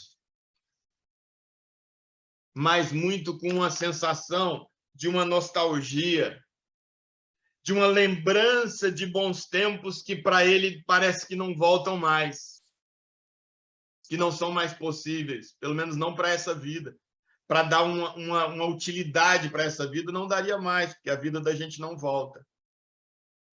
Possivelmente sabendo que a graça de Deus podia fazer isso uma realidade para ele, para a eternidade, mas isso não transformaria a vida dele numa miséria menor do que foi no que diz respeito à relação com os bens e com as pessoas. E ele olha lá para trás, e ele possivelmente se lembra desse momento da sua infância, o relacionamento dele com Deus à sombra do seu pai Davi, que era um homem segundo o coração de Deus, que buscava Deus, que adorava a Deus. Ele possivelmente vivia ali à sombra, mas ali então, por tabela também, na medida do possível, óbvio, também se relacionando ali com Deus, conhecendo na medida do possível Deus. E chega na fase adulta, ele construindo um templo para Deus, já uma consciência maior, um relacionamento direto com Deus. E ele possivelmente se lembra do dia em que Deus se revelou para ele no templo, quando a glória de Deus encheu o templo. Possivelmente ele se lembrou disso. E ele se lembrou de, caramba, eu já fui próximo de Deus. Antes, inclusive, de todo esse dom. Eu já tive intimidade com Deus. Aí ele vem no capítulo 12, ele começa dando justamente um conselho para os jovens. Porque ele diz, para mim que já estou velho, game over para mim. Eu só posso ter esperança para outra vida. Para essa vida não dá mais tempo de eu reconstruir, de eu aplicar a sabedoria que Deus me deu em alguma coisa que valha. Porque tudo que eu apliquei, nada valeu. Pelo contrário, foi trágico o que ele fez. Ele não só ficou no zero, não. Não foi correr atrás do vento, ele destruiu a vida de muita gente. Ali a conclusão dele, ele está sendo bonzinho com ele quando ele diz, a minha vida foi um completo vazio. Mentira! Sua vida foi negativa, você arrebentou com o povo do ponto de vista econômico, que colocou ele numa miséria, e você arrebentou com o povo do ponto de vista da espiritualidade, porque você afastou o povo mais ainda de Deus. Então, não foi um zero, não foi um correr atrás do vento, não. A sua vida foi um furacão na vida das pessoas que te cercaram, na vida das pessoas que você estava para servir, como o Pedro falou, mas que, na verdade, acabou só se servindo dela. A própria conclusão dele aqui, por mais nobre e elevada que já seja, ainda assim, que é esse olhar e ver que a vida foi um vazio, ainda assim é sob a ótica de uma pessoa dominada pelo ego, que não nega o ego a si mesmo, que é algo que só pode ser feito com alguém que está cheio de Deus, cheio do Espírito Santo de Deus. Essa capacidade de negar a si mesmo todo dia. Por não negar a si mesmo todo dia, mesmo a reflexão que ele faz, no máximo, ele pode considerar a vida dele um completo vazio, mas ele não consegue ainda assim enxergar a miséria que foi a vida dele para a população, para o povo de Israel. E o quanto ele deixou o povo numa situação não de pobreza, mas de miséria. E o quanto ele afastou, ainda numa miséria maior, afastou as pessoas do alimento espiritual, afastou as pessoas da relação com Deus e de uma vida de devoção a Deus. Ele não consegue nem ter dimensão disso, porque ainda continua pensando só no próprio umbigo e pensando, eu vou morrer e não levo nada. Ainda é egoísmo. Ele está pensando porque ele não leva, ele não está pensando no tanto de destruição dele, por quê? Porque é alguém que, mesmo nessa fase, não está ainda se relacionando com Deus e inspirado por Deus, só vem o pesar. E por que ele sabe a conclusão do capítulo 12? Porque ele viveu no início da juventude isso aqui que ele vai dizer. E ele diz no capítulo 12, versículo 1, lembra-te do teu Criador nos tempos da tua mocidade. Ei, você que ainda é jovem. Ei, você que ainda está em fase de construir. Ei, você que ainda tem tempo de fazer alguma coisa, de construir algo, que ainda está empenhado em algo, você que está estudando para concurso, você que está montando uma empresa, ou está tentando ampliar os seus negócios, você que está querendo progredir na sua carreira, que está fazendo uma pós, que quer fazer um mestrado, ei, você aí que ainda está sentindo que ainda tem fôlego para construir alguma coisa, ei, você, deixa eu te dar um conselho. Eu, que estou no final da minha vida e no auge da minha sabedoria, percebi que a minha vida foi um completo vazio. Se você não quiser que o final da sua vida seja um completo vazio como a minha, e se você não quiser entrar num estado de depressão como eu estou, deixa eu te dar um conselho, lembra-te do teu Criador. Lembra-te de que existe um Deus que criou a humanidade. A natureza diz isso, independente de você conhecer de religião. Só para e olha para a natureza que você vai ser tomado da sensação, se você olhar e contemplar com sinceridade a natureza, você vai perceber que você não pode existir em si mesmado e que você, menos ainda, pode existir em detrimento do próximo, igualmente, criação do mesmo Deus. Que se você fizer isso, você violou tudo, como eu fiz, como eu, Salomão, fiz. E você nem precisa de muito de conhecimento humano. Para e contempla a natureza com sinceridade, que a natureza, como está lá em 1 Coríntios 1, em Romanos 1, a natureza divina vai ser revelada para você de tal forma que a sua existência não vai ser uma existência injusta. A sua existência, capítulo 1 de Romanos, vai ser justa. A sua existência vai ser condizente com a natureza de Deus, só de você olhar com sinceridade para a natureza e ver que ele não discrimina as pessoas.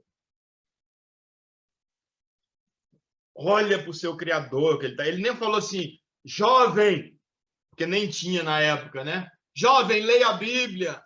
Jovem, leia as cartas de Paulo. Jovem, leia o Evangelho de João. Jovem, leia o livro de Apocalipse e veja a destruição iminente para as pessoas que vivem a vida aqui. Não. Ele diz, ei, olha para o teu Criador. Quando você olha para o Criador, você está olhando que só basta assim, existe um Criador. Olhar para o Criador é saber que existe alguém que te fez. A primeira coisa para eu olhar para o Criador é eu vou olhar e saber que alguém me fez. Consequentemente, se eu continuo nesse olhar com sinceridade, com o mínimo de tempo, eu vou me tocar que esse mesmo Deus criou Pedro. Que esse Deus criador que me criou, criou a Inesita, criou a Cirleide. Aí eu vou saber que eu não posso existir em si mesmado em mim, e menos ainda viver em detrimento deles. Só aqui, só nessa contemplação do Criador, olha para o Criador, só de olhar para o Criador, com o mínimo de tempo e um mínimo de sinceridade e de honestidade, e de desprendimento de tudo que eu já aprendi de errado até aqui. Eu parar de olhar para o que eu aprendi e olhar para o Criador, só isso, olhar para o Criador, eu agora já tenho uma possibilidade de viver uma vida que não seja um completo vazio como foi a de Salomão. Só isso. Olha o que é a beleza. E é por isso que Romanos diz, ninguém tem desculpa, Salomão não tem desculpa, ninguém vai ter desculpa, Romanos 1, porque a natureza, ao contemplar as coisas criadas, você tem a clara concepção da natureza divina que você não pode, como criatura, violar. Lembra-te do teu Criador no tempo da tua mocidade. Antes que cheguem os dias difíceis, que se aproximam os dias da velhice, em que você vai dizer, eu não tenho mais satisfação nenhuma nele, etc, etc, etc. Capítulo 12, o último de Eclesiastes. Mas a gente, como o Pedro falou, a gente, pela falta de visão completa do Evangelho, a gente vai insistir em pedir sabedoria. Ponto. Sem querer o Deus da sabedoria. Deus vai fazer o seguinte, me dá a sua sabedoria, mas não vem junto, não, porque o seu é muito rigoroso, porque o seu padrão diverge um pouco do meu, os seus planos divergem um pouco, para usar de eufemismo, do meu. A sua boa, agradável e perfeita vontade não bate muito com a minha sensação do que é bom, agradável e perfeito.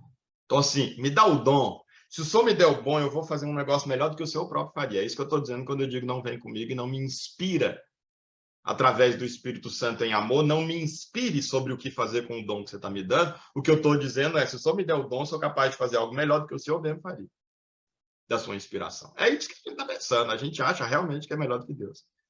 Porque se a gente confiasse, a gente não aceitaria o dom de Deus, a capacidade de Deus, sem o sopro, a influência, a inspiração de Deus sobre o que fazer com esse dom.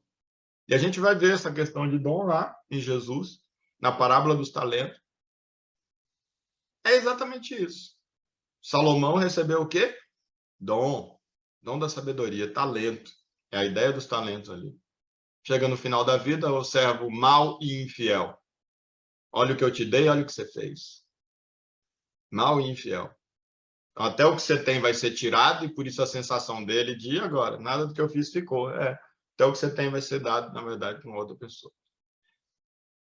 Inclusive, no caso dele lá, fizeram também um mau uso, até porque aprenderam com o pai, né? Aprenderam como é que aplica as riquezas, o que faz com essa sabedoria, e fizeram um mau uso que aprenderam ali, tiraram um bom, entre aspas, mestre e professor para o mal, né? Que foi seu pai Salomão.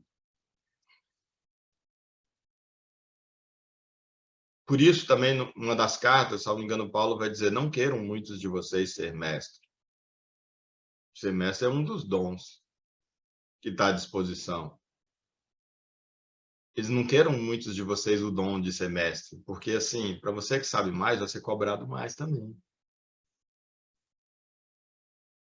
Você pode usar isso para qualquer outro. Olha, não queira você ser muito sábio, não pede dom de sabedoria, porque para quem tem o dom de sabedoria vai ser cobrado mais. Não pede o dom de profecia, porque para quem tem o dom de profecia vai ser cobrado mais do que para quem não tem. Olha, de profecia é o cara que ouve a voz de Deus, revelação sobre o futuro, sobre a vida de alguém no hoje, no amanhã, no ontem. E você vai revelar um negócio desse. Se a pessoa dessa não vai ser cobrado mais, é claro que vai. Olha o nível de relação que essa pessoa o nível de discernimento obrigatório que essa pessoa tem para poder buscar Deus, não necessariamente relacionamento com Deus, já que é dom.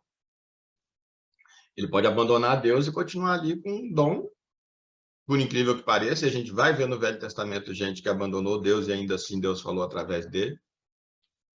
É dom. Dom não se confunde com fruto, com relacionamento, né? Deus usa os dons dele de acordo com os planos dele. E é como a Bíblia diz, se vocês calarem, as pedras clamam. Dom, e Deus por acaso vai se relacionar com pedra? Não, mas se ele precisar de transmitir a palavra e não tiver quem transmita, até pela pedra ele transmite. Ele coloca o dom dele numa pedra com quem ele nunca vai se relacionar. Dom não tem a ver com relacionamento. Dom não tem a ver com ser cheio do Espírito Santo de Deus. Receber o dom de Deus é receber uma capacitação, é receber um talento.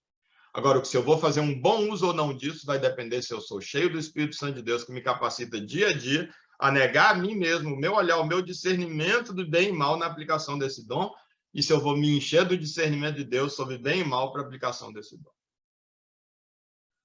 E aí, nossa, 15 para as 10, concluindo, a gente chega então nesse momento de Salomão, que deixa o povo na miséria, e foi a porta para a divisão do povo de Israel justamente. Por quê?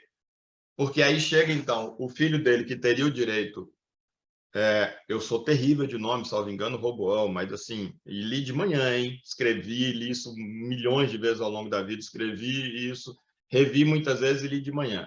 Mas não posso dizer, então nem vou mencionar nome, porque eu posso, esses nomes até para Roboão, Jeroboão, acho que esses dois que estão ali, mas é a ideia. O que importa para a gente é a ideia, essa capacidade, graças a Deus, Deus me deu de fixar ideias, embora a dificuldade de fixar nomes. Então, o filho dele, que teria direito, legitimidade para assumir o trono, o pessoal manda para ele um representante, o povo manda um representante e diz assim: ô filho de seu pai, o povo mandou eu vir aqui para fazer um pedido para você. Eu fico imaginando ele todo constrangido, morrendo de medo do filho do pai, a julgar por quem foi o pai. O povo pediu, eu vim aqui, eles me nomearam representante para eu vir fazer um pedido aqui. É que seu pai cobrou uns impostos altos demais. É que assim, o imposto de renda em 95% não está dando, só 5% para o povo comer, não está dando. Tem gente passando fome. O povo está trabalhando e está mandando para você mais e sobrando menos do que o que seria necessário até para comer.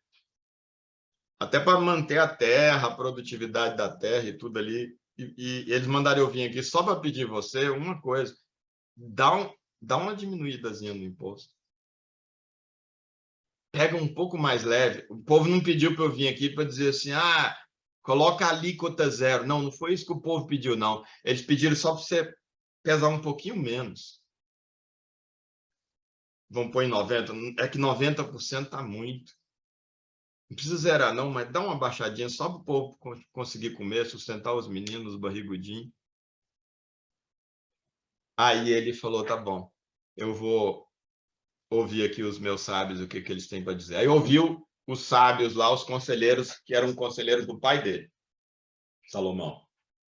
Eles olham, o povo tem razão, tá? Olha o que os sábios, que era o conselho de sabedoria de Salomão, disse. Deixa eu te falar. O povo tem razão, tá? Os conselheiros de Salomão disseram. Ou eles têm razão, 90% é muito, o povo está na miséria. Atende eles. O conselho de sábios de Salomão, que agora estava à disposição do seu filho. Concede para ele. Diminui mesmo o imposto aí um pouquinho. Aí o rei herdeiro, ele vai e diz assim, deixa eu ouvir meus amigos aqui. Aí vem e ouve um novo conselho, então, dele, que os amigos dele, os chegados. Pensa igual ele. O que vocês acham? Os amiguinhos, tudo jovem, né? Ali os sábios ali do pai já eram os mais experientes, que já viveram e acompanharam o reinado do pai, possivelmente aconselhavam Salomão, a dedução minha a partir do conselho dele, possivelmente aconselhavam, já que eram os conselheiros do rei, possivelmente aconselhavam o rei a pegar mais leve, mas o rei, no auge da sua sabedoria, quem são vocês? Podia não dizer, mas pensar, possivelmente não dizia. Quem são vocês para me dar conselho, sendo que eu recebi a sabedoria do próprio Deus. Quem é o sábio ou o conselho de sábios que vai poder me dizer o que é melhor fazer ou deixar de fazer? E sem ensoberbece naturalmente, sem Deus, com a sabedoria no nível dele. E a sabedoria, como a Bíblia diz, precede a soberba precede a queda. Como de fato caiu. Há muito tempo tinha caído. Mas esses conselheiros, então, dizem para eles, conselho de Salomão, atende. Mas os jovenzinhos disseram, deixa eu te falar aqui, do auge da minha experiência, dos meus 18 anos de idade, deixa eu te falar uma coisa, ô novo rei, meu chegado, meu colado. Não atende não, hein? O povo, o negócio é o seguinte, gente, povão, você dá a mão, eles vão querer o braço. Você dá o dedo, eles querem a mão. Você dá o braço, vai querer o pé. Não cede, não. Se você ceder, pelo contrário, você tem que mostrar para eles assim que você tem pulso. O rei jovenzinho também diz, rapaz, é mesmo, hein? Agora vocês falaram tudo. Jovenzinho comparado com o pai, né? Eu não sei que idade que ele tinha, não me atento. Dá para fazer o cálculo lá, mas não me atentei para isso. Jovem comparado com o pai. Deixa eu falar aqui, já tenho a resposta para você, tá? Vai lá e diz para o povo o seguinte. Vocês já acharam pesada a mão do meu pai, né? Que estava cobrando imposto de 90%. Eu estou jogando 90% aqui para a gente ter uma ideia, tá? Não tinha um percentual lá, pelo menos não registrado. Era lavoura, planta, vem aqui, parte leva e parte fica, né? O gado, parte vem do rei, a parte fica com vocês, né? Não sei quanto era e não tem esse registro na Bíblia. Jogando assim para dizer que está na miséria, eu estou usando essa analogia, dizendo, 90% vai, 10% fica para vocês comerem. 90% tá pesado, né, papai? Se vocês acharem a mão do meu pai pesada, diz para o povo o seguinte, que o meu dedinho, é mais pesado que a mão do meu pai toda. Olha o que eles falaram. Meu dedinho, é mais pesado que a mão do meu pai. Vai ser mais difícil agora para vocês, na verdade. Ou seja, o que ele está dizendo, eu vou pôr mais imposto. Não vem com essas conversas de tirar, não. O povo que está na miséria, ouvir um negócio desse, vai dizer o quê? Nós vamos ter que arrumar um outro rei para nós. E ele só não foi 100% deposto e ficou com uma das tribos, que foi a tribo de Judá, porque justamente Deus havia profetizado. Para Salomão, já tinha dito para Davi que nunca ia faltar descendente de Davi no trono. Disse para Salomão que rejeitou ele, mas ia tirar o reino dele, mas não ia tirar todo, ia deixar uma tribo. Só por isso que esse rei, cujo dedinho é mais pesado ainda do que o do pai, não foi completamente deposto. E ficou ainda com a tribo de Judá. E aí, então, o restante do reinado então, fica com uma outra pessoa que eles nomeiam como rei. Então, isso é o que a contextualização do que a gente então vai ver aqui. Na semana que vem nós vamos ler o texto sobre essa divisão do Reino do Sul e Reino do Norte, onde a gente vai ver que o Reino do Norte, então, como sendo Israel, salvo engano, e o Reino do Sul sendo Judá, ou inversa, eu confundo realmente, a minha cabeça não tem, mas não interessa. O Reino de Israel e o Reino de Judá, onde então Judá como um só dos povos e continua chamando de Israel esse que tinha a maioria, mas muitas então das profecias a gente vai começar a ver que quando se fala então Israel está falando de Judá, e vamos ver as implicações, o significado, a importância dessa divisão no cumprimento das profecias. Mas a essência do que então eu compartilho com vocês hoje aqui dessa passagem é essa coisa do que a gente inclusive começou falando sobre o dom, sobre a graça e o conhecimento, sobre o dom e o fruto, e esse realmente o que mais importa é andarmos com Deus e não podemos realmente abandonar Deus, né? Nosso tempo foi e eu confesso que até assim, poucos elementos da ceia aqui, mas além do nosso tempo estar bem avançado, eu não consigo pensar em algo para a gente poder aqui meditar para a ceia. Se alguém tiver uma sugestão para a gente meditar, mas também como o tempo está avançado, se preferirem que não, fiquem à vontade aí.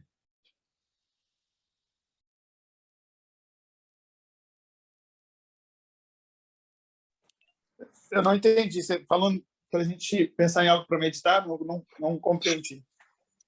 Até nesse meio tempo, até me ocorreu, na verdade, para a ceia, assim, acho que a gente pode, meditar na ceia, aqueles que tiverem os elementos aí, aplicar a nossa reflexão de hoje, a nossa oração, enquanto come o pão e bebe o cálice, pedindo a Deus, que é como Jesus falou, né? Jesus disse o que eu entreguei para morrer por vocês, esse é o meu corpo que é dado por vocês, esse é o meu sangue que é dado por vocês, né? E aí, então, Jesus, quando ele diz isso, ele fala, façam isso todas as vezes em memória de mim, é o que eu sempre digo, ele podia estar dizendo, façam isso do ritual, o meu pão e beber o cálice, ou pode estar falando, façam isso de vocês também se entregarem uns pelos outros. E o que eu digo é que, na verdade, para mim, então, é as duas coisas, ou se for só uma, é a essência e não o rito.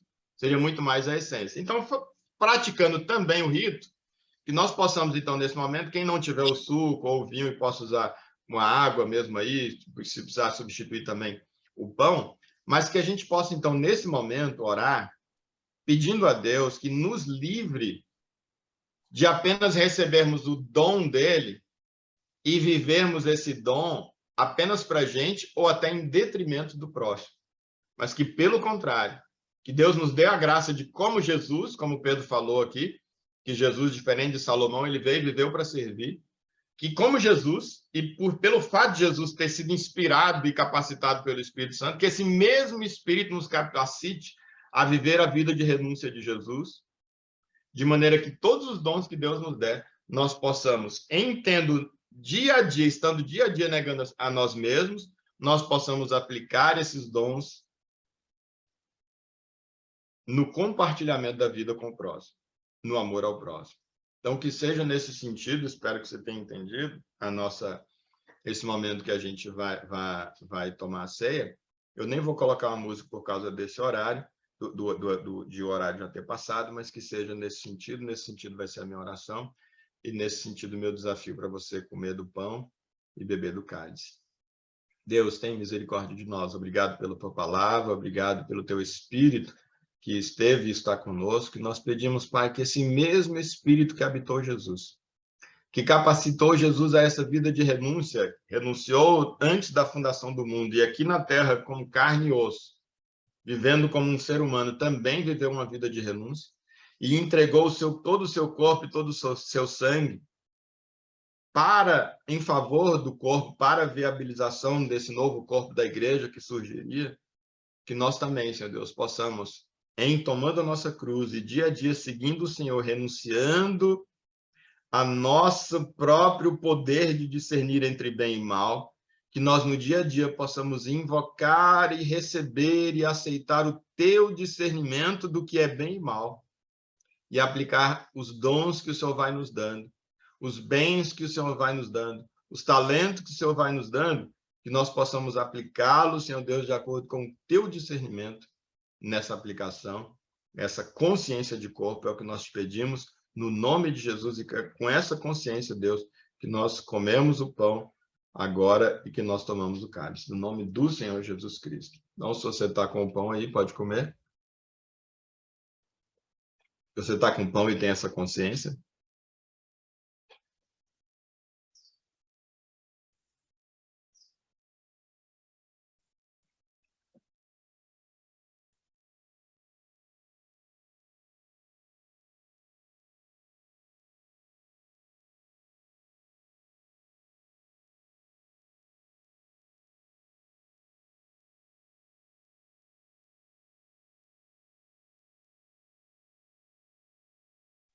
e também se você está com o cálice ou com alguma bebida representativa aí do sangue de Jesus, que você com essa consciência também possa tomar.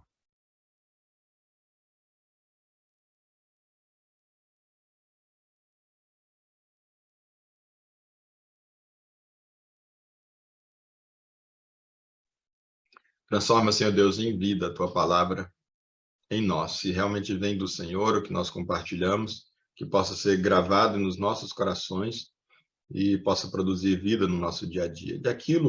E na medida em que aquilo que não tiver vindo do Senhor, que está equivocado, que a tua graça faça com que isso não encontre raiz no nosso coração, na nossa mente, que o tempo, o vento possa levar e não sejamos prejudicados por algum equívoco que fale a nossa como seres humanos. Pai, no nome do Senhor Jesus, nós oramos. Senhor.